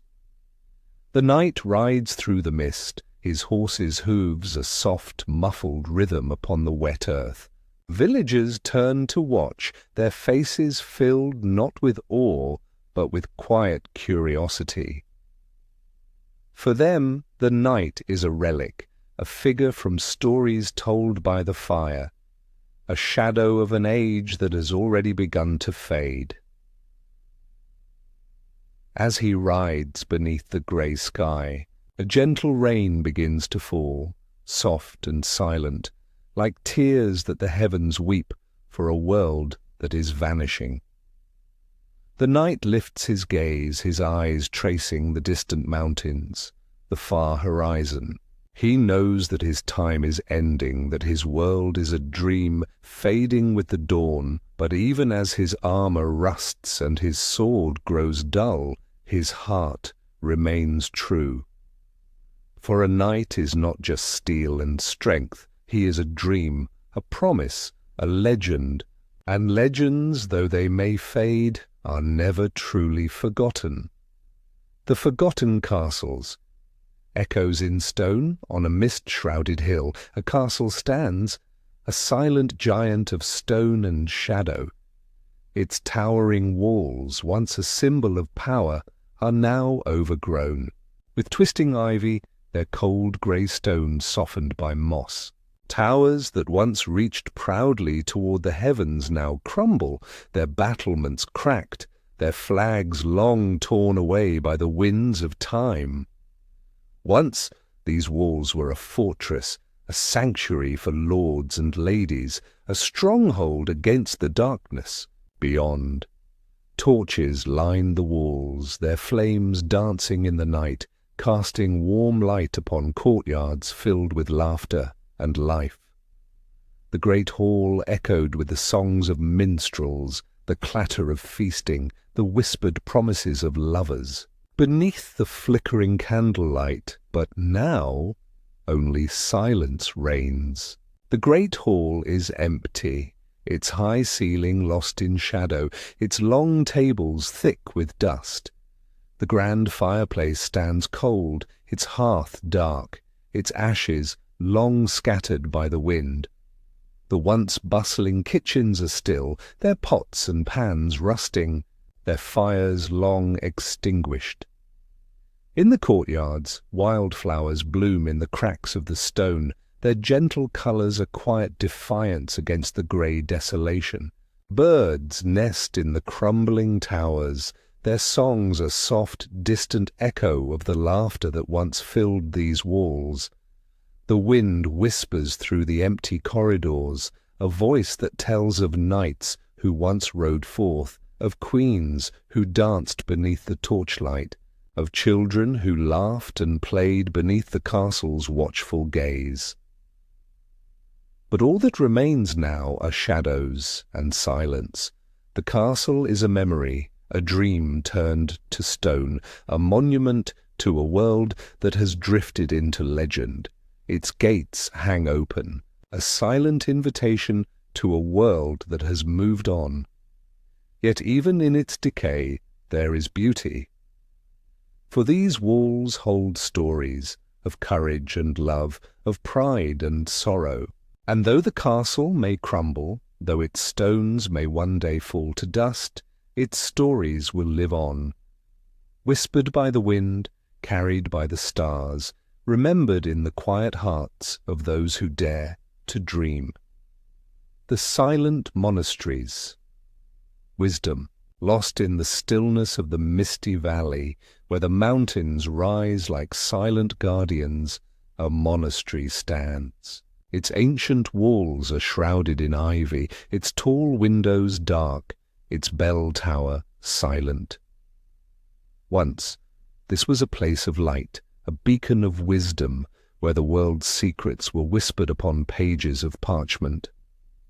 Within its shadowed halls, monks once walked in quiet contemplation, their robes whispering against the cold stone floors. By candlelight they wrote upon scrolls, their quills scratching softly, each stroke a verse of knowledge. In the scriptorium, where light fell like a blessing through stained glass, ancient texts were copied with care, their words a treasure, more precious than gold, but now the silence is a heavy shroud. The library, once filled with the rustle of parchment and the soft murmur of study, is dark. Shelves bend beneath the weight of forgotten tomes, their leather bindings cracked, their pages yellowed with age. Dust settles thick upon the scrolls, their wisdom hidden, their words unread. The chanting has ceased, the hymns that once echoed through the halls, now faded into memory. The great bell that once called the faithful to prayer hangs silent, its voice lost to time. The monks have gone, their cells empty, their prayers a distant whisper carried by the cold wind. Yet even in this silence there is a quiet beauty. The monastery is a sanctuary of shadows, a place where time seems to sleep. The stained glass windows, though dulled by dust, still cast soft colours upon the stone floors.